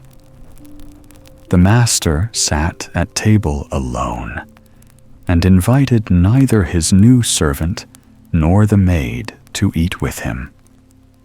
Neither was the old grandmother anywhere to be seen. His appetite was tremendous. He soon cleared all the dishes and ate enough to satisfy a dozen men. When at last he could eat no more, he said to the girl, "Now you can pick up the pieces and take what is left in the iron pot for your own dinner. But give the bones to the dog." The prince did not at all like the idea of dining off scraps, which he helped the girl to pick up. But, after all, he found that there was plenty to eat, and that the food was very good. During the meal, he stole many glances at the maiden, and would even have spoken to her, but she gave him no encouragement. Every time he opened his mouth for the purpose, she looked at him sternly, as if to say, "Silence." So he could only let his eyes speak for him. Besides, the master was stretched on a bench by the oven after his huge meal, and would have heard everything. After supper that night, the old man said to the prince, "For 2 days you may rest from the fatigues of the journey and look about the house, but the day after tomorrow you must come with me, and I will point out the work you have to do. The maid will show you where you are to sleep." The prince thought, from this he had leave to speak, but his master turned on him with a face of thunder and exclaimed, "You dog of a servant! If you disobey the laws of the house, you will soon find yourself a head shorter. Hold your tongue and leave me in peace." The girl made a sign to him to follow her, and throwing open a door, nodded to him to go in. He would have lingered a moment, for he thought she looked sad, but dared not do so for fear of the old man's anger. "It is impossible that she can be his daughter," he said to himself, "for she has a kind heart. I am quite sure she must be the same girl who was brought here instead of me. So I am bound to risk my head in this mad adventure." He got into bed, but it was long before he fell asleep, and even then his dreams gave him no rest. He seemed to be surrounded by dangers, and it was only the power of the maiden who helped him through it all. When he woke, his first thoughts were for the girl, whom he found hard at work. He drew water from the well and carried it to the house for her, kindled the fire under the iron pot, and, in fact, did everything that came into his head that could be of any use to her. In the afternoon, he went out in order to learn something of his new home, and wondered greatly not to come across the old grandmother. In his rambles, he came to the farmyard, where a beautiful white horse had a stall to itself. In another was a black cow with 2 white-faced calves, while the clucking of geese, ducks, and hens reached him from a distance. Breakfast, dinner, and supper were as savory as before, and the prince would have been quite content with his quarters had it not been for the difficulty of keeping silence in the presence of the maiden. On the evening of the 2nd day, he went, as he had been told, to receive his orders for the following morning.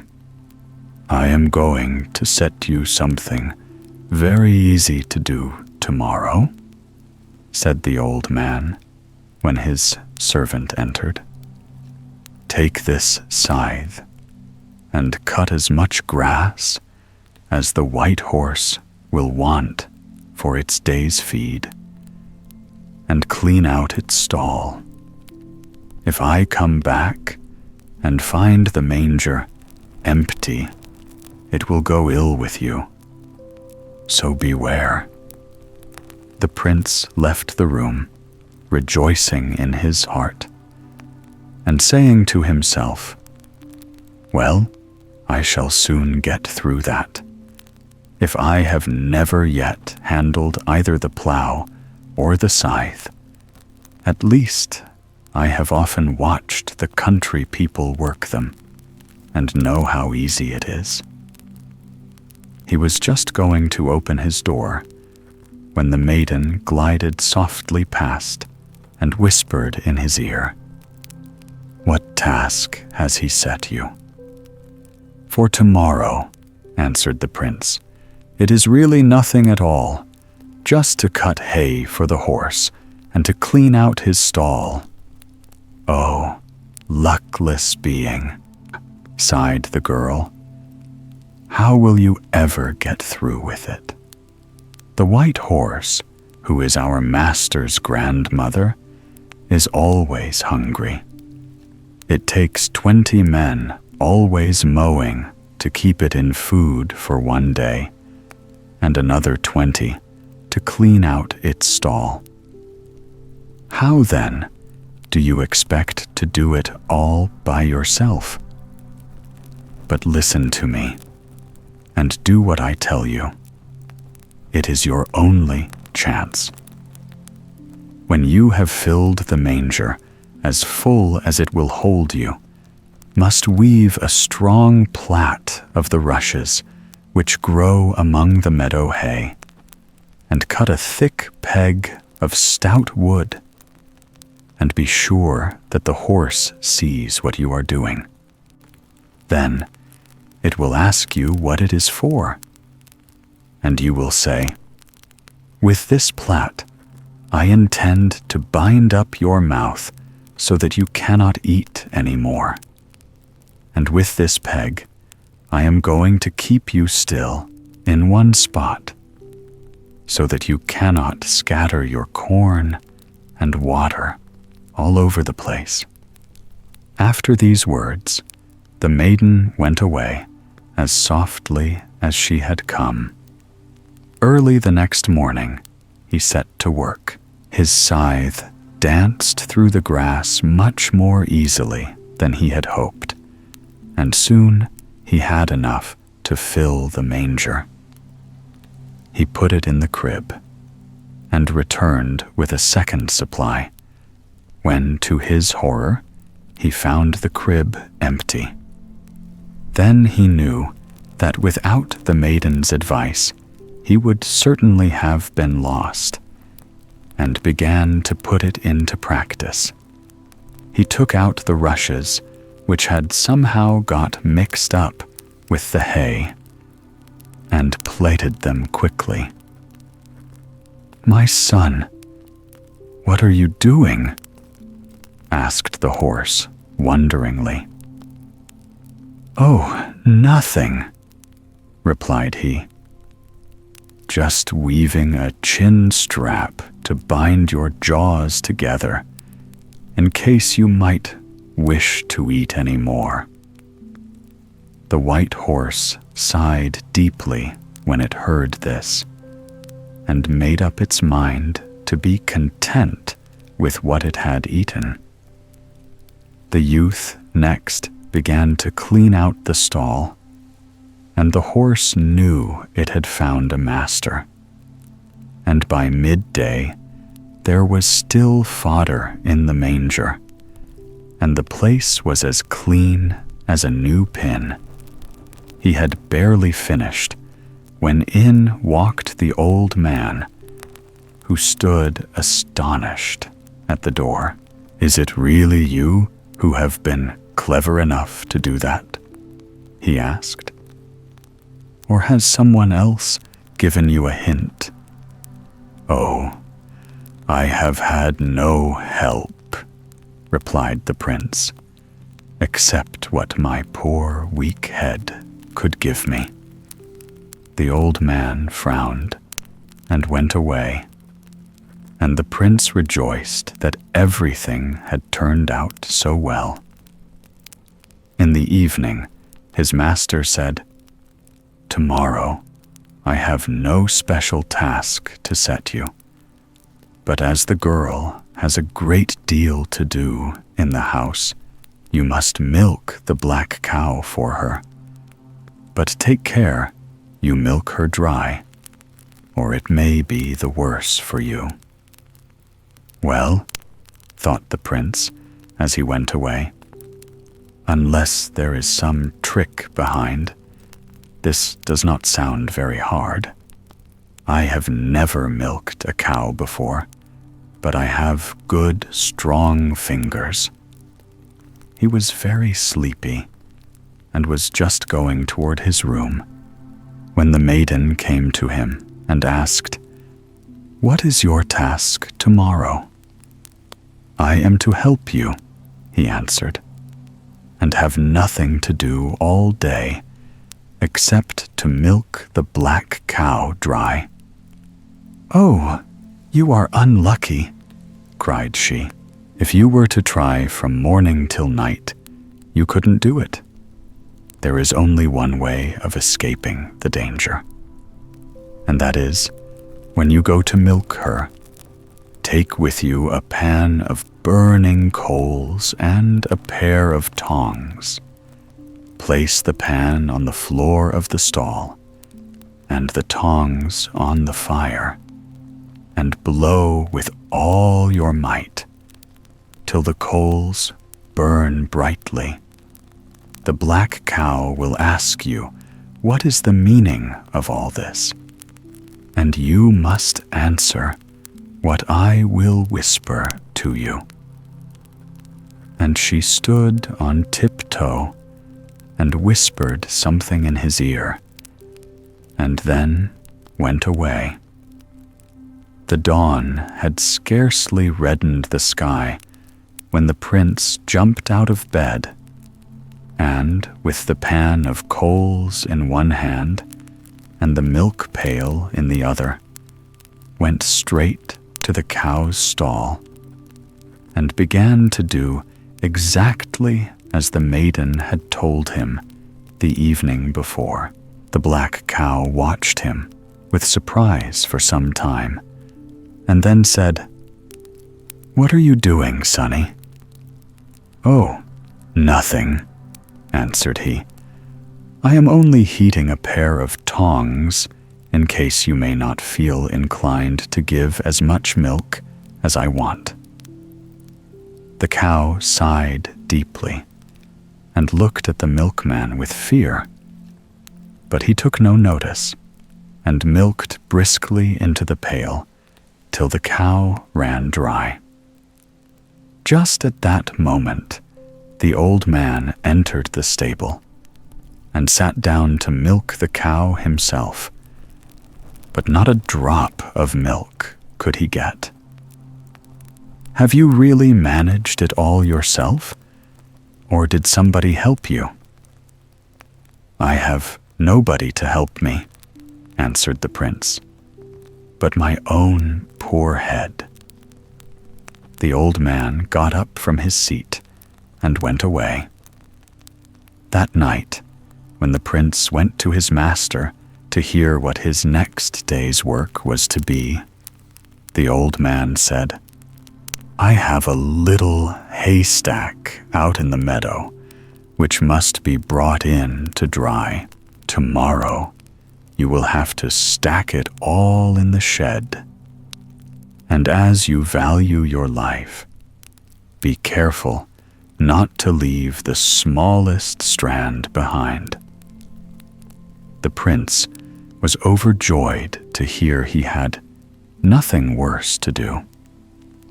To carry a little hayrick requires no great skill, thought he, and it will give me no trouble, for the horse will have to draw it in. I am certainly not going to spare the old grandmother.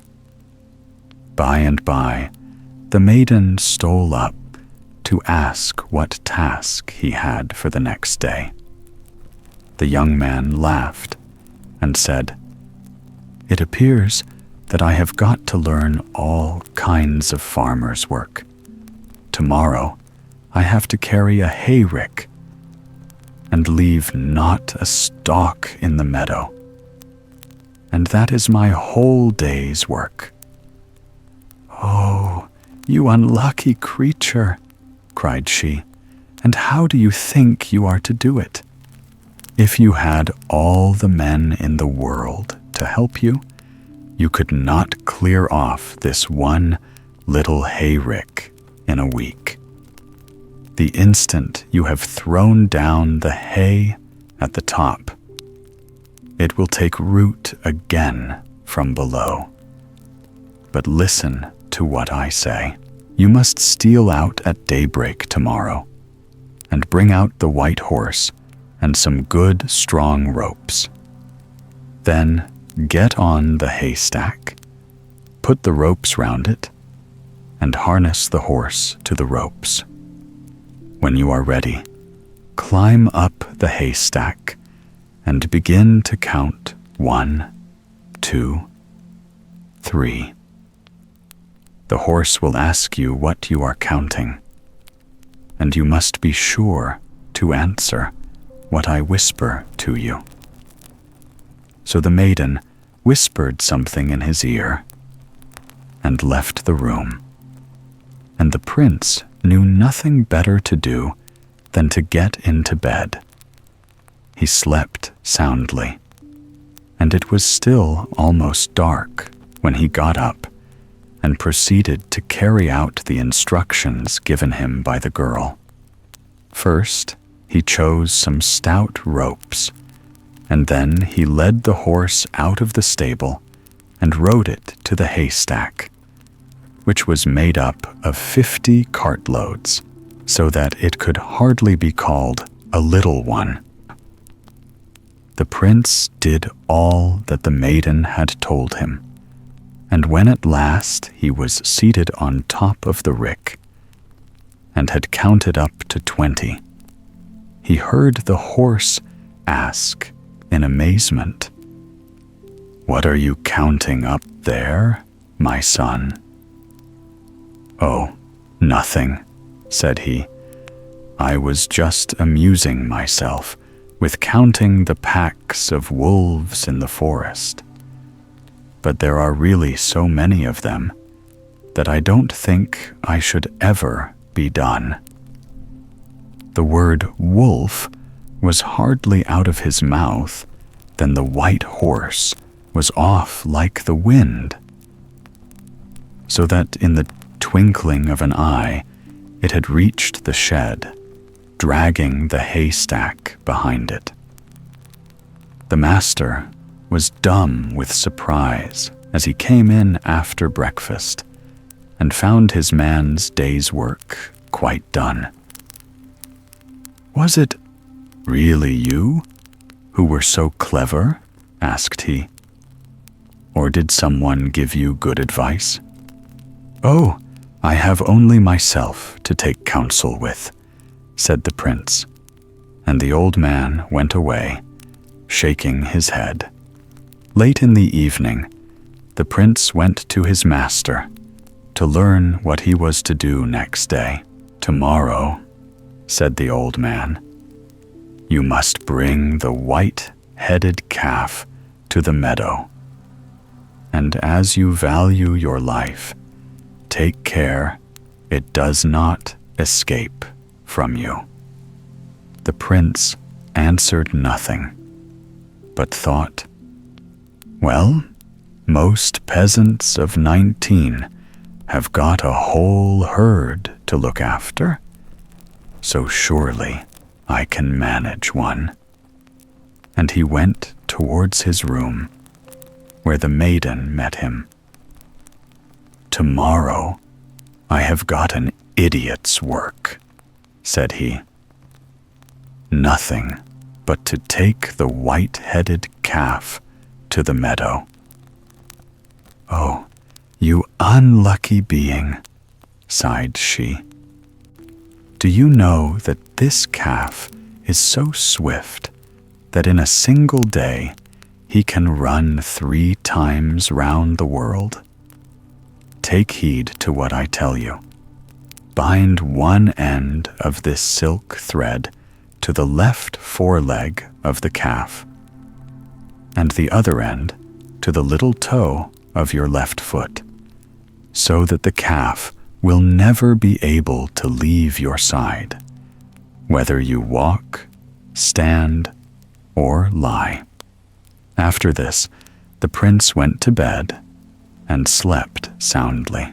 The next morning, he did exactly what the maiden had told him, and led the calf with the silken thread to the meadow, where it stuck to his side like a faithful dog. By sunset, it was back again in its stall. And then came the master and said with a frown, "Were you really so clever yourself? Or did somebody tell you what to do?" "Oh, I have only my own poor head," answered the prince. And the old man went away growling, "I don't believe a word of it. I am sure you have found some clever friend." In the evening, he called the prince and said, "Tomorrow I have no work for you, but when I wake, you must come before my bed and give me your hand in greeting." The young man wondered at this strange freak and went laughing in search of the maiden. "Ah, it is no laughing matter," sighed she. "He means to eat you, and there is only one way in which I can help you. You must heat an iron shovel red hot and hold it out to him instead of your hand." So next morning he wakened very early and had heated the shovel before the old man was awake. At length he heard him calling, "You lazy fellow, where are you? Come and wish me good morning." But when the prince entered with the red-hot shovel, his master only said, "I am very ill today, and too weak even to touch your hand. You must return this evening, when I may be better." The prince loitered about all day, and in the evening went back to the old man's room. He was received in the most friendly manner, and, to his surprise, his master exclaimed, "I am very well satisfied with you. Come to me at dawn, and bring the maiden with you. I know you have long loved each other, and I wish to make you man and wife."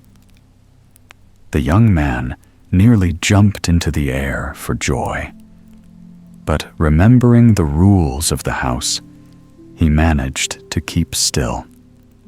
When he told the maiden, he saw to his astonishment that she had become as white as a sheet, and she was quite dumb. "The old man has found out who was your counselor," she said when she could speak, "and he means to destroy us both. We must escape somehow, or else we shall be lost. Take an axe and cut off the head of the calf with one blow. With a second, split its head in two, and in its brain you will see a bright red ball. Bring that to me. Meanwhile, I will do what is needful here."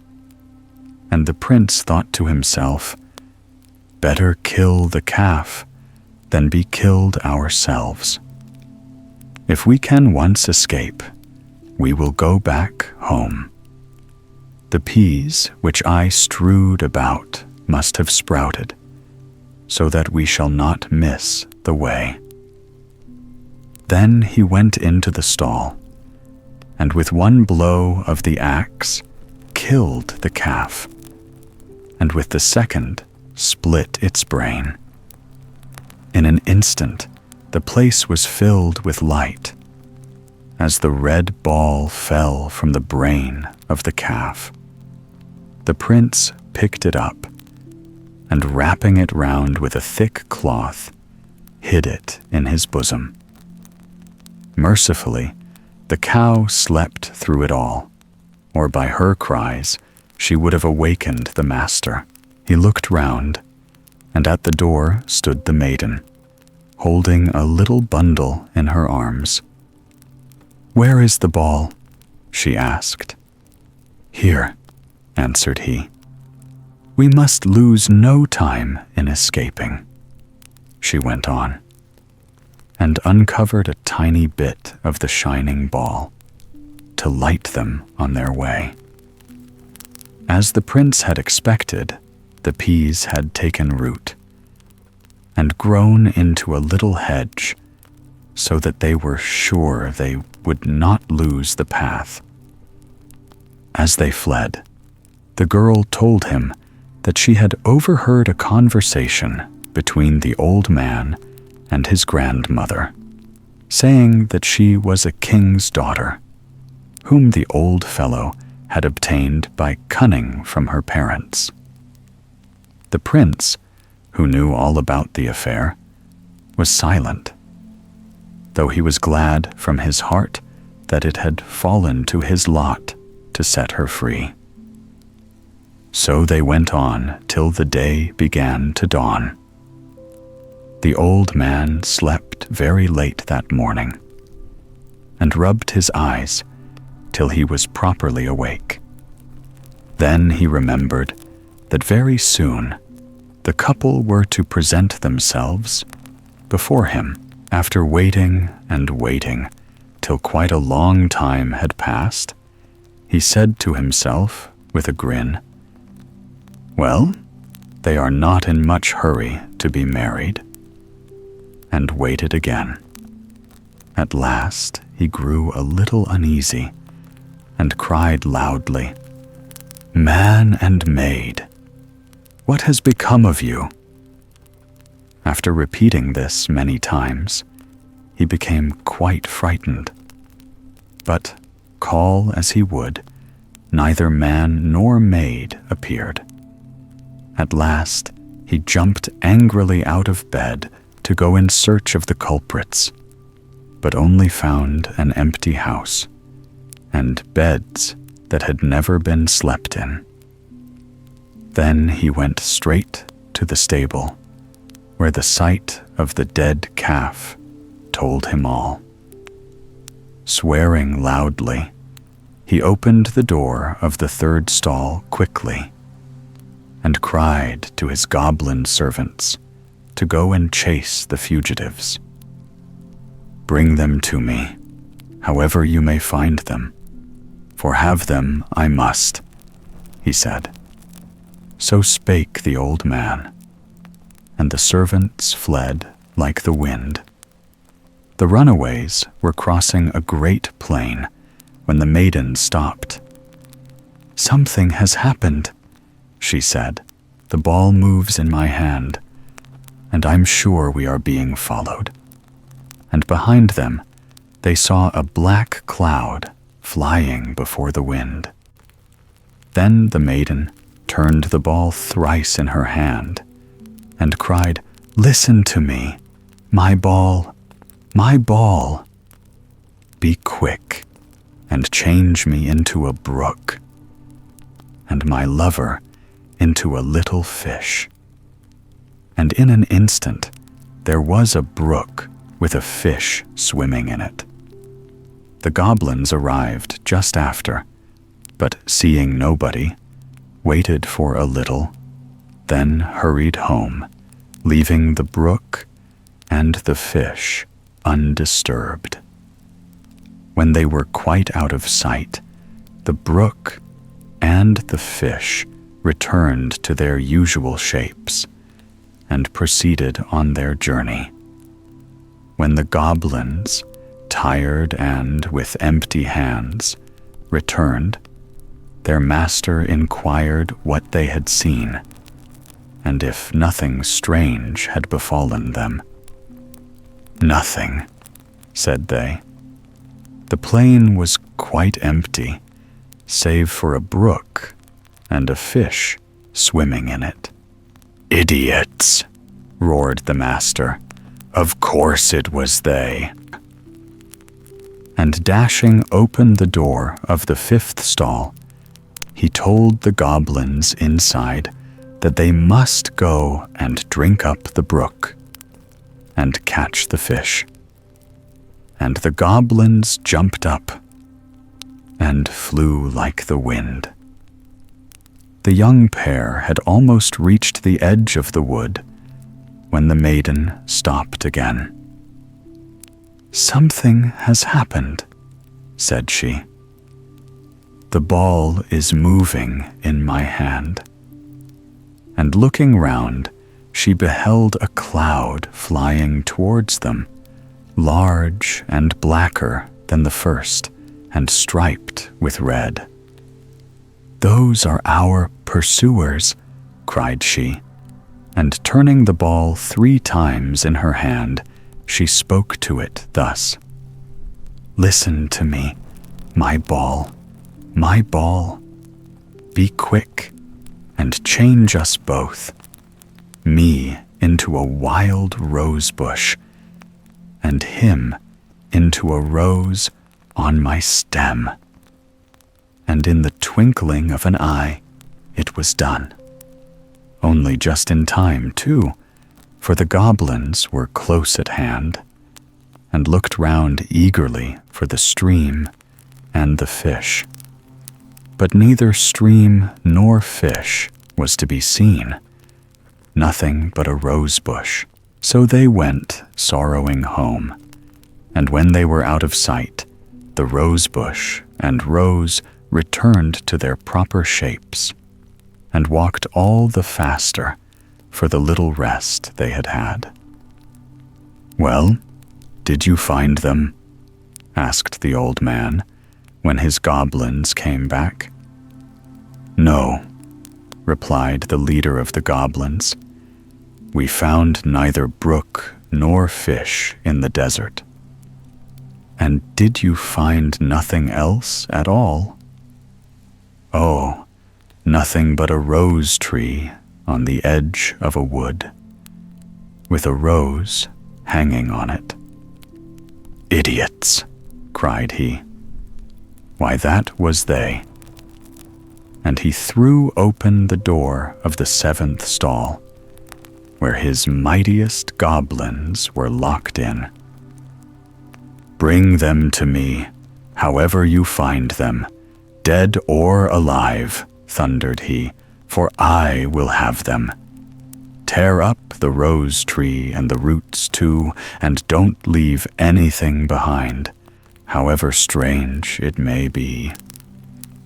the fugitives were resting in the shade of a wood and were refreshing themselves with food and drink. Suddenly, the maiden looked up. "Something has happened," said she.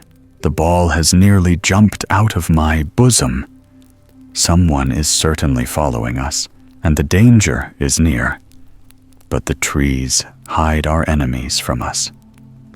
As she spoke, she took the ball in her hand and said, "Listen to me, my ball, my ball.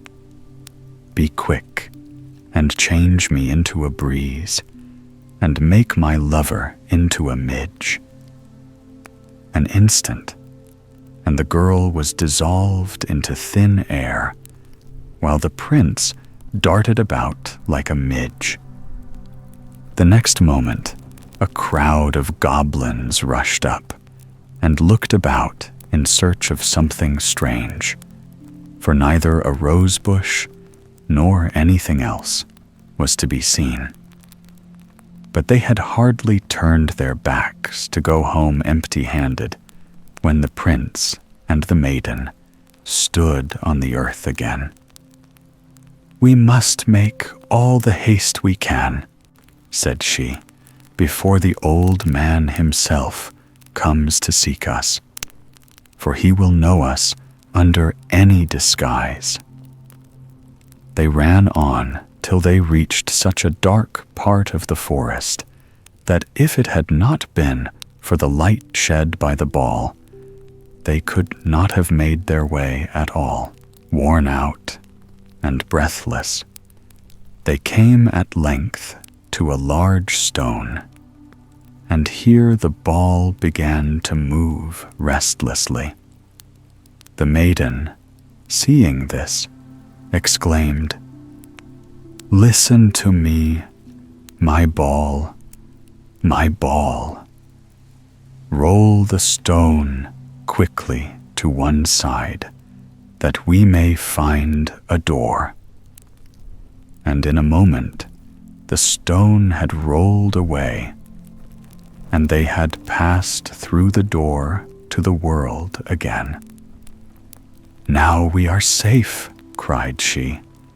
"Here the old wizard has no more power over us, and we can guard ourselves from his spells.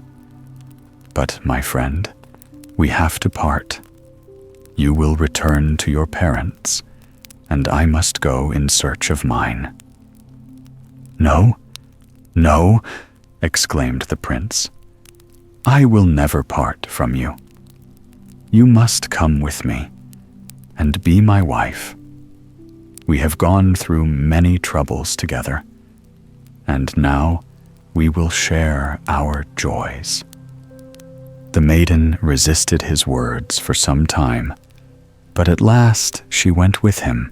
In the forest, they met a woodcutter, who told them that in the palace, as well as in all the land, there had been great sorrow over the loss of the prince, and many years had now passed away, during which they had found no traces of him. So, by the help of the magic ball, the maiden managed that he should put on the same clothes that he had been wearing at the time he had vanished, so that his father might know him more quickly. She herself stayed behind in a peasant's hut, so that father and son might meet alone. But the father was no longer there, for the loss of his son had killed him. And on his deathbed, he confessed to his people how he had contrived that the old wizard should carry away a peasant's child instead of the prince. Wherefore, this punishment had fallen upon him. The prince wept bitterly when he heard this news, for he had loved his father well, and for 3 days he ate and drank nothing. But on the fourth day, he stood in the presence of his people as their new king.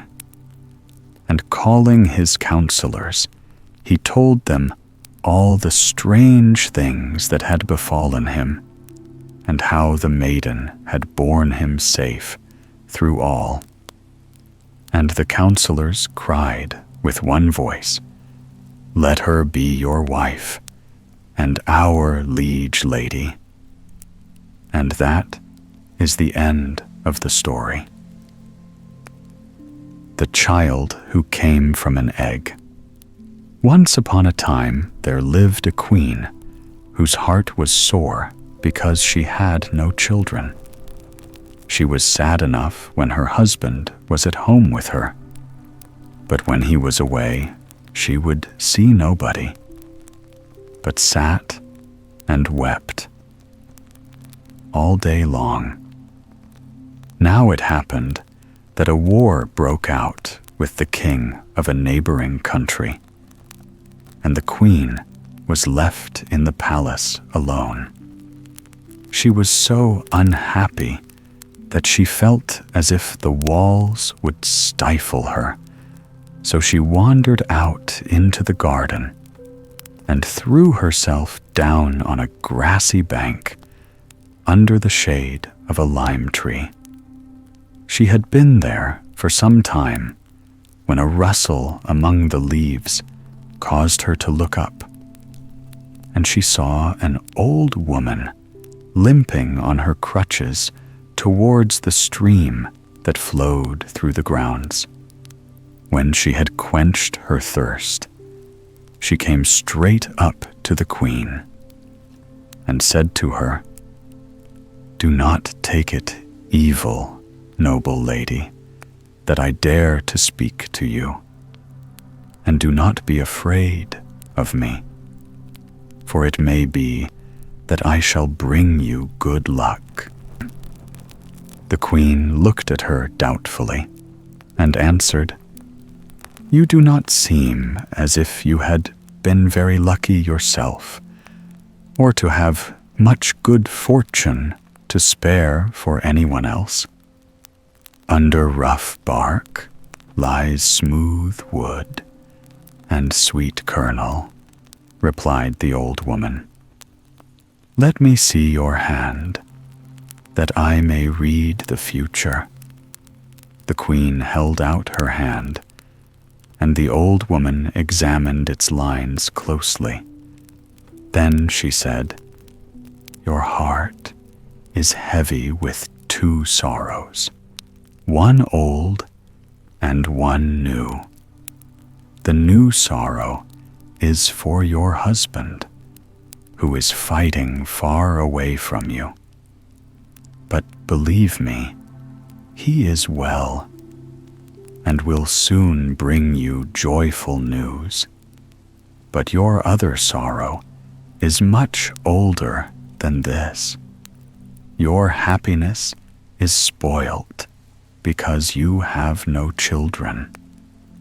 At these words, the queen became scarlet and tried to draw away her hand, but the old woman said, "Have a little patience, for there are some things I want to see more clearly." "But who are you?" asked the queen, "for you seem to be able to read my heart." "Never mind my name," answered she, "but rejoice that it is permitted to me to show you a way to lessen your grief. You must, however, promise to do exactly what I tell you, if any good is to come of it." "Oh, I will obey you exactly," cried the queen. "And if you can help me, you shall have in return anything you ask for." The old woman stood thinking for a little. Then she drew something from the folds of her dress, and undoing a number of wrappings, brought out a tiny basket made of birch bark. She held it out to the queen, saying, In the basket, you will find a bird's egg. This you must be careful to keep in a warm place for 3 months, when it will turn into a doll. Lay the doll in a basket lined with soft wool, and leave it alone, for it will not need any food. And by, you will find it has grown to be the size of a baby. Then you will have a baby of your own, and you must put it by the side of the other child, and bring your husband to see his son and daughter. The boy you will bring up yourself, but you must entrust the little girl to a nurse.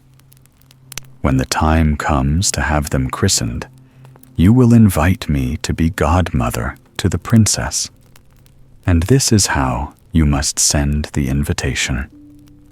Hidden in the cradle, you will find a goose's wing. Throw this out of the window, and I will be with you directly. But be sure you tell no one of all the things that have befallen you." The queen was about to reply, but the old woman was already limping away, and before she had gone 2 steps, she had turned into a young girl, who moved so quickly that she seemed rather to fly than to walk. The queen, watching this transformation, could hardly believe her eyes, and would have taken it all for a dream, had it not been for the basket which she held in her hand. Feeling a different being from the poor, sad woman who had wandered into the garden so short a time before, she hastened to her room and felt carefully in the basket for the egg. There it was, a tiny thing of soft blue with little green spots, and she took it out and kept it in her bosom, which was the warmest place she could think of.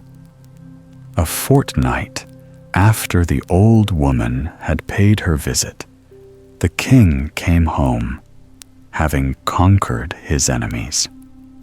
At this proof that the old woman had spoken truth, the queen's heart bounded, for she now had fresh hopes that the rest of the prophecy might be fulfilled.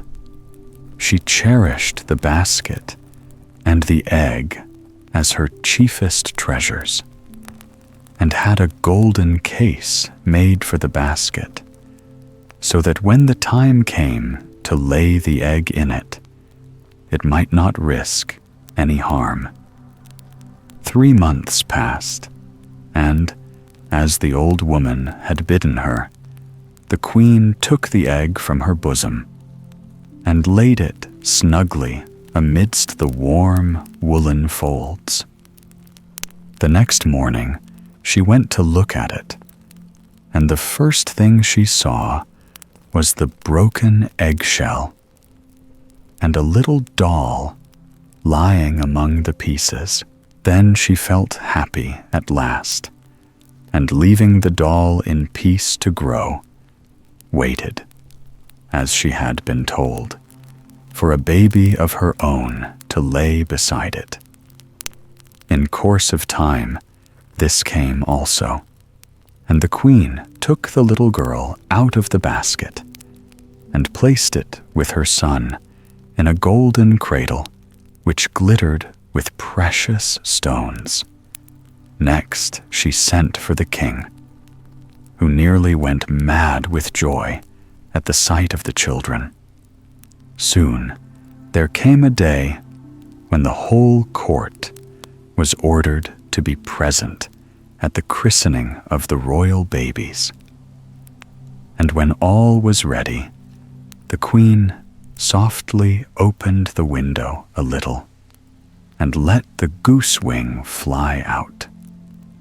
The guests were coming thick and fast, when suddenly there drove up a splendid coach drawn by 6 cream-colored horses, and out of it stepped a young lady dressed in garments that shone like the sun. Her face could not be seen, for a veil covered her head.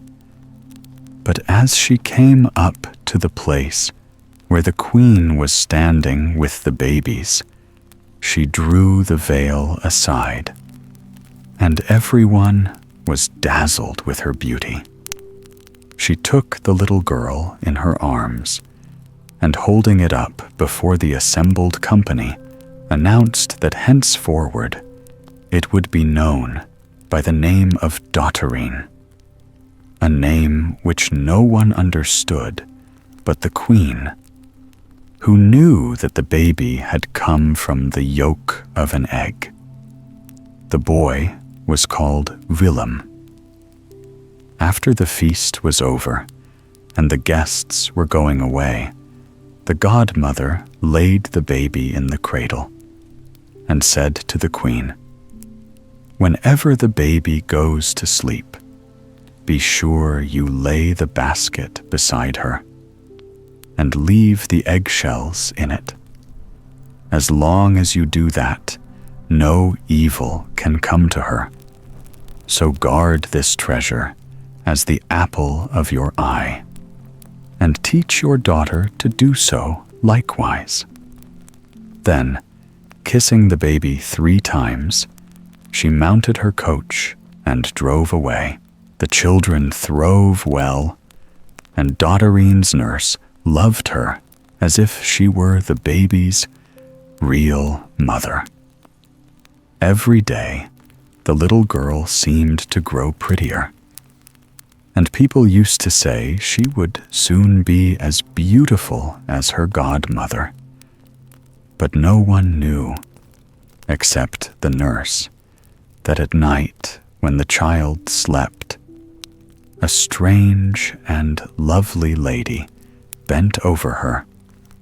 At length, she told the queen what she had seen, but they determined to keep it as a secret between themselves. The twins were by this time nearly 2 years old, when the queen was taken suddenly ill. All the best doctors in the country were sent for, but it was no use, for there is no cure for death. The queen knew she was dying, and sent for Daughterine and her nurse, who had now become her lady-in-waiting. To her, as her most faithful servant, she gave the lucky basket in charge, and besought her to treasure it carefully.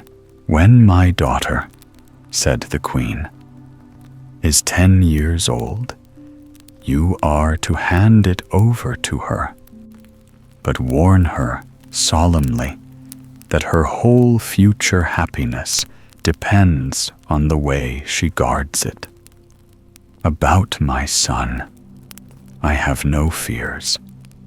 He is the heir of the kingdom, and his father will look after him." The lady-in-waiting promised to carry out the queen's directions, and above all, to keep the affair a secret. And that same morning, the queen died. After some years, the king married again, but he did not love his second wife as he had done his first, and had only married her for reasons of ambition. She hated her stepchildren, and the king, seeing this, kept them out of the way under the care of Daughterine's old nurse. But if they ever strayed across the path of the queen, she would kick them out of her sight like dogs. On Daughterine's 10th birthday, her nurse handed her over the cradle and repeated to her her mother's dying words.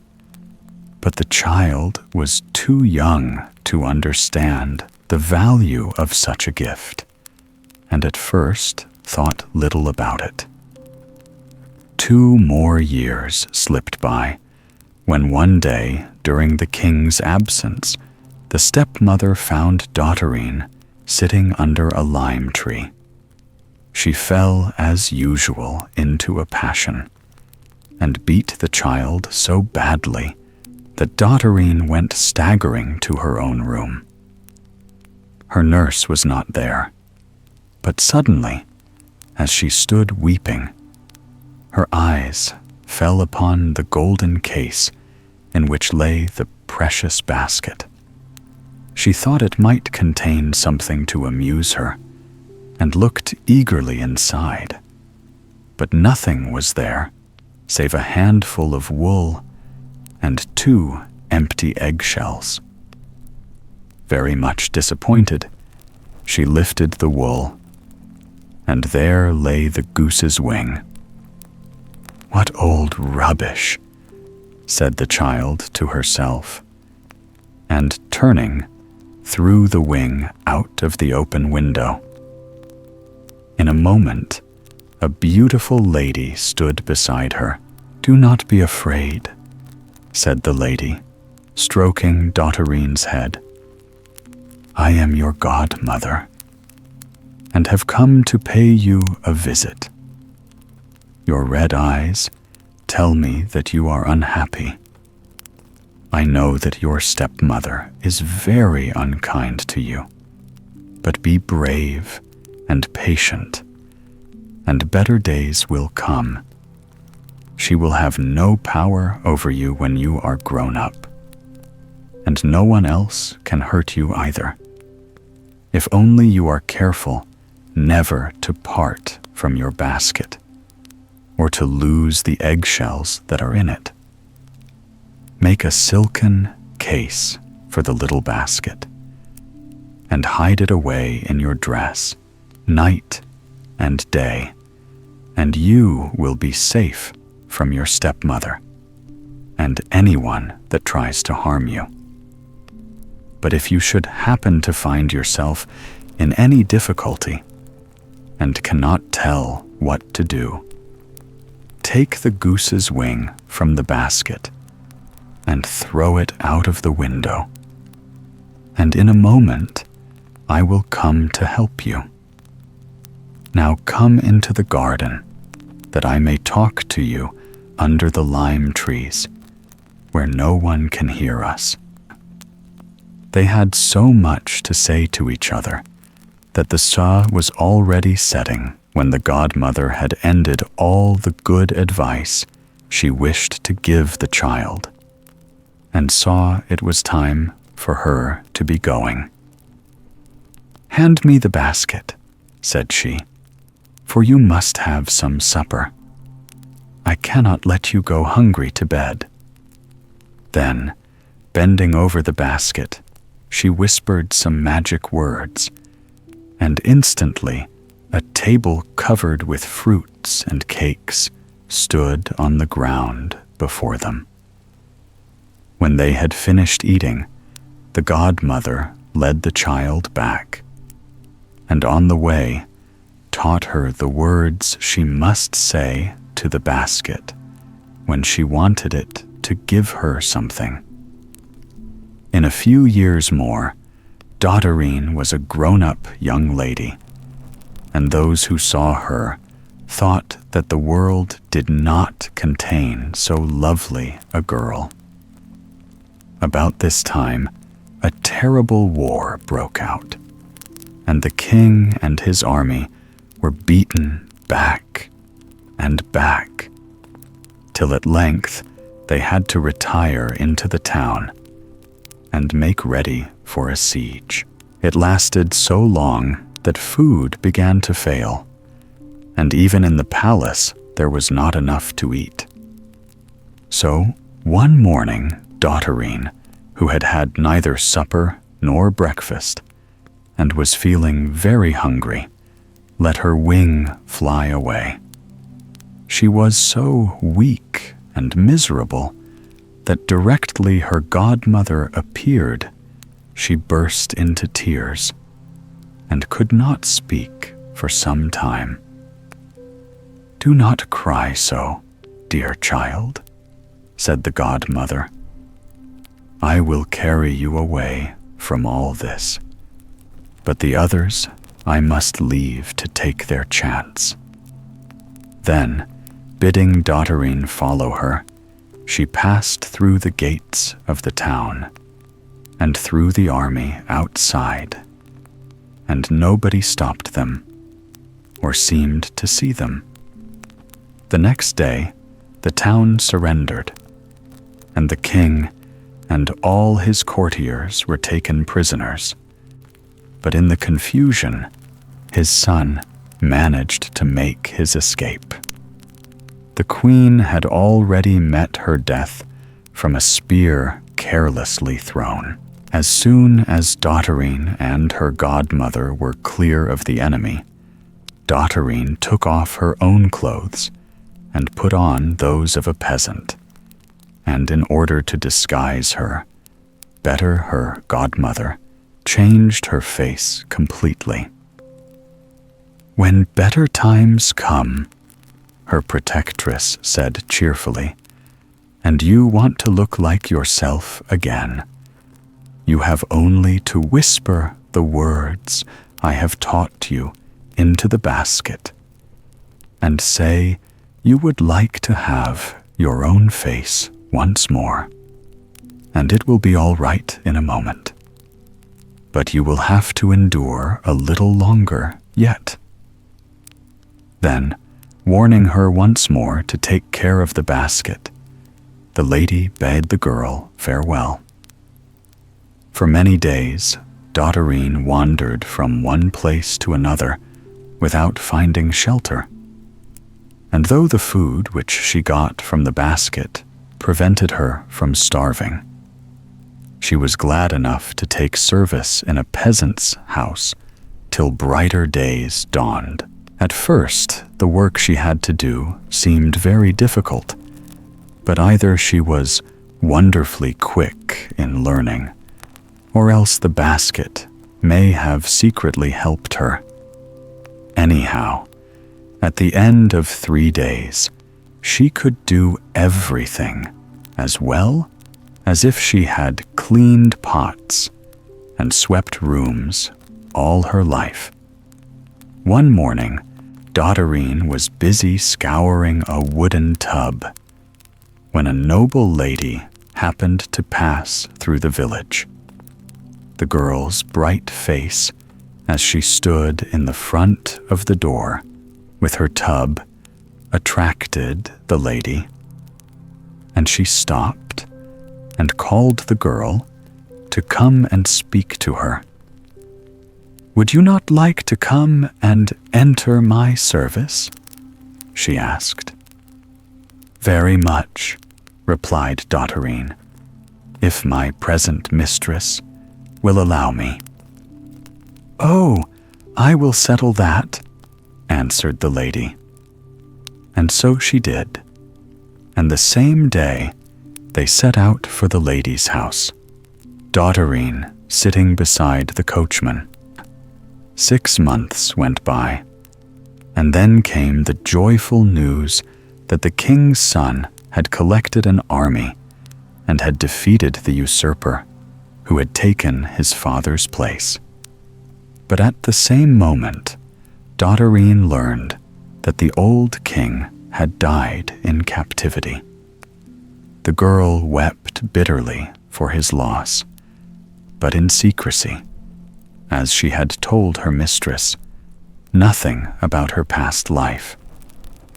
At the end of a year of mourning, the young king let it be known that he intended to marry, and commanded all the maidens in the kingdom to come to a feast, so that he might choose a wife from among them. For weeks, all the mothers and all the daughters in the land were busy preparing beautiful dresses and trying new ways of putting up their hair. and the 3 lovely daughters of Dotterine's mistress were as much excited as the rest. The girl was clever with her fingers and was occupied all day with getting ready their smart clothes. But at night, when she went to bed, she always dreamed that her godmother bent over her and said, "Dress your young ladies for the feast, and when they have started, follow them yourself. Nobody will be so fine as you." When the great day came, Dotterine could hardly contain herself, and when she had dressed her young mistresses and seen them depart with their mother, she flung herself on her bed and burst into tears. Then she seemed to hear a voice whisper to her, "Look in your basket, and you will find in it everything that you need." Dotterine did not want to be told twice. Up she jumped, seized her basket, and repeated the magic words. And behold, there lay a dress on the bed, shining as a star. She put it on with fingers that trembled with joy, and looking in the glass, was struck dumb at her own beauty. She went downstairs, and in front of the door stood a fine carriage, into which she stepped and was driven away like the wind. The king's palace was a long way off, yet it seemed only a few minutes before Dotterine drew up at the great gates. She was just going to alight when she suddenly remembered she had left her basket behind her. What was she to do? Go back and fetch it, lest some ill fortune should befall her, or enter the palace and trust to chance that nothing evil would happen? But before she could decide, a little swallow flew up with the basket in its beak, and the girl was happy again. The feast was already at its height, and the hall was brilliant with youth and beauty when the door was flung wide and Dotterine entered, making all the other maidens look pale and dim beside her. Their hopes faded as they gazed, but their mothers whispered together, saying, "Surely this is our lost princess."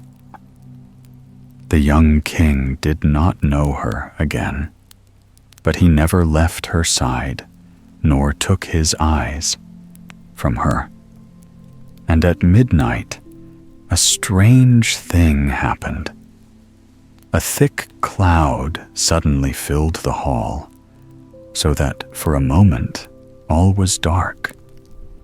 Then the moon suddenly grew bright, and Dotterine's godmother was seen standing there. "This," she said, turning to the king, "is the girl whom you have always believed to be your sister, and who vanished during the siege. She is not your sister at all, but the daughter of the king of a neighboring country, who was given to your mother to bring up, to save her from the hands of a wizard." Then she vanished, and was never seen again, nor the wonder-working basket either. But now that Dotterine's troubles were over, she could get on without them, and she and the young king lived happily together till the end of their days.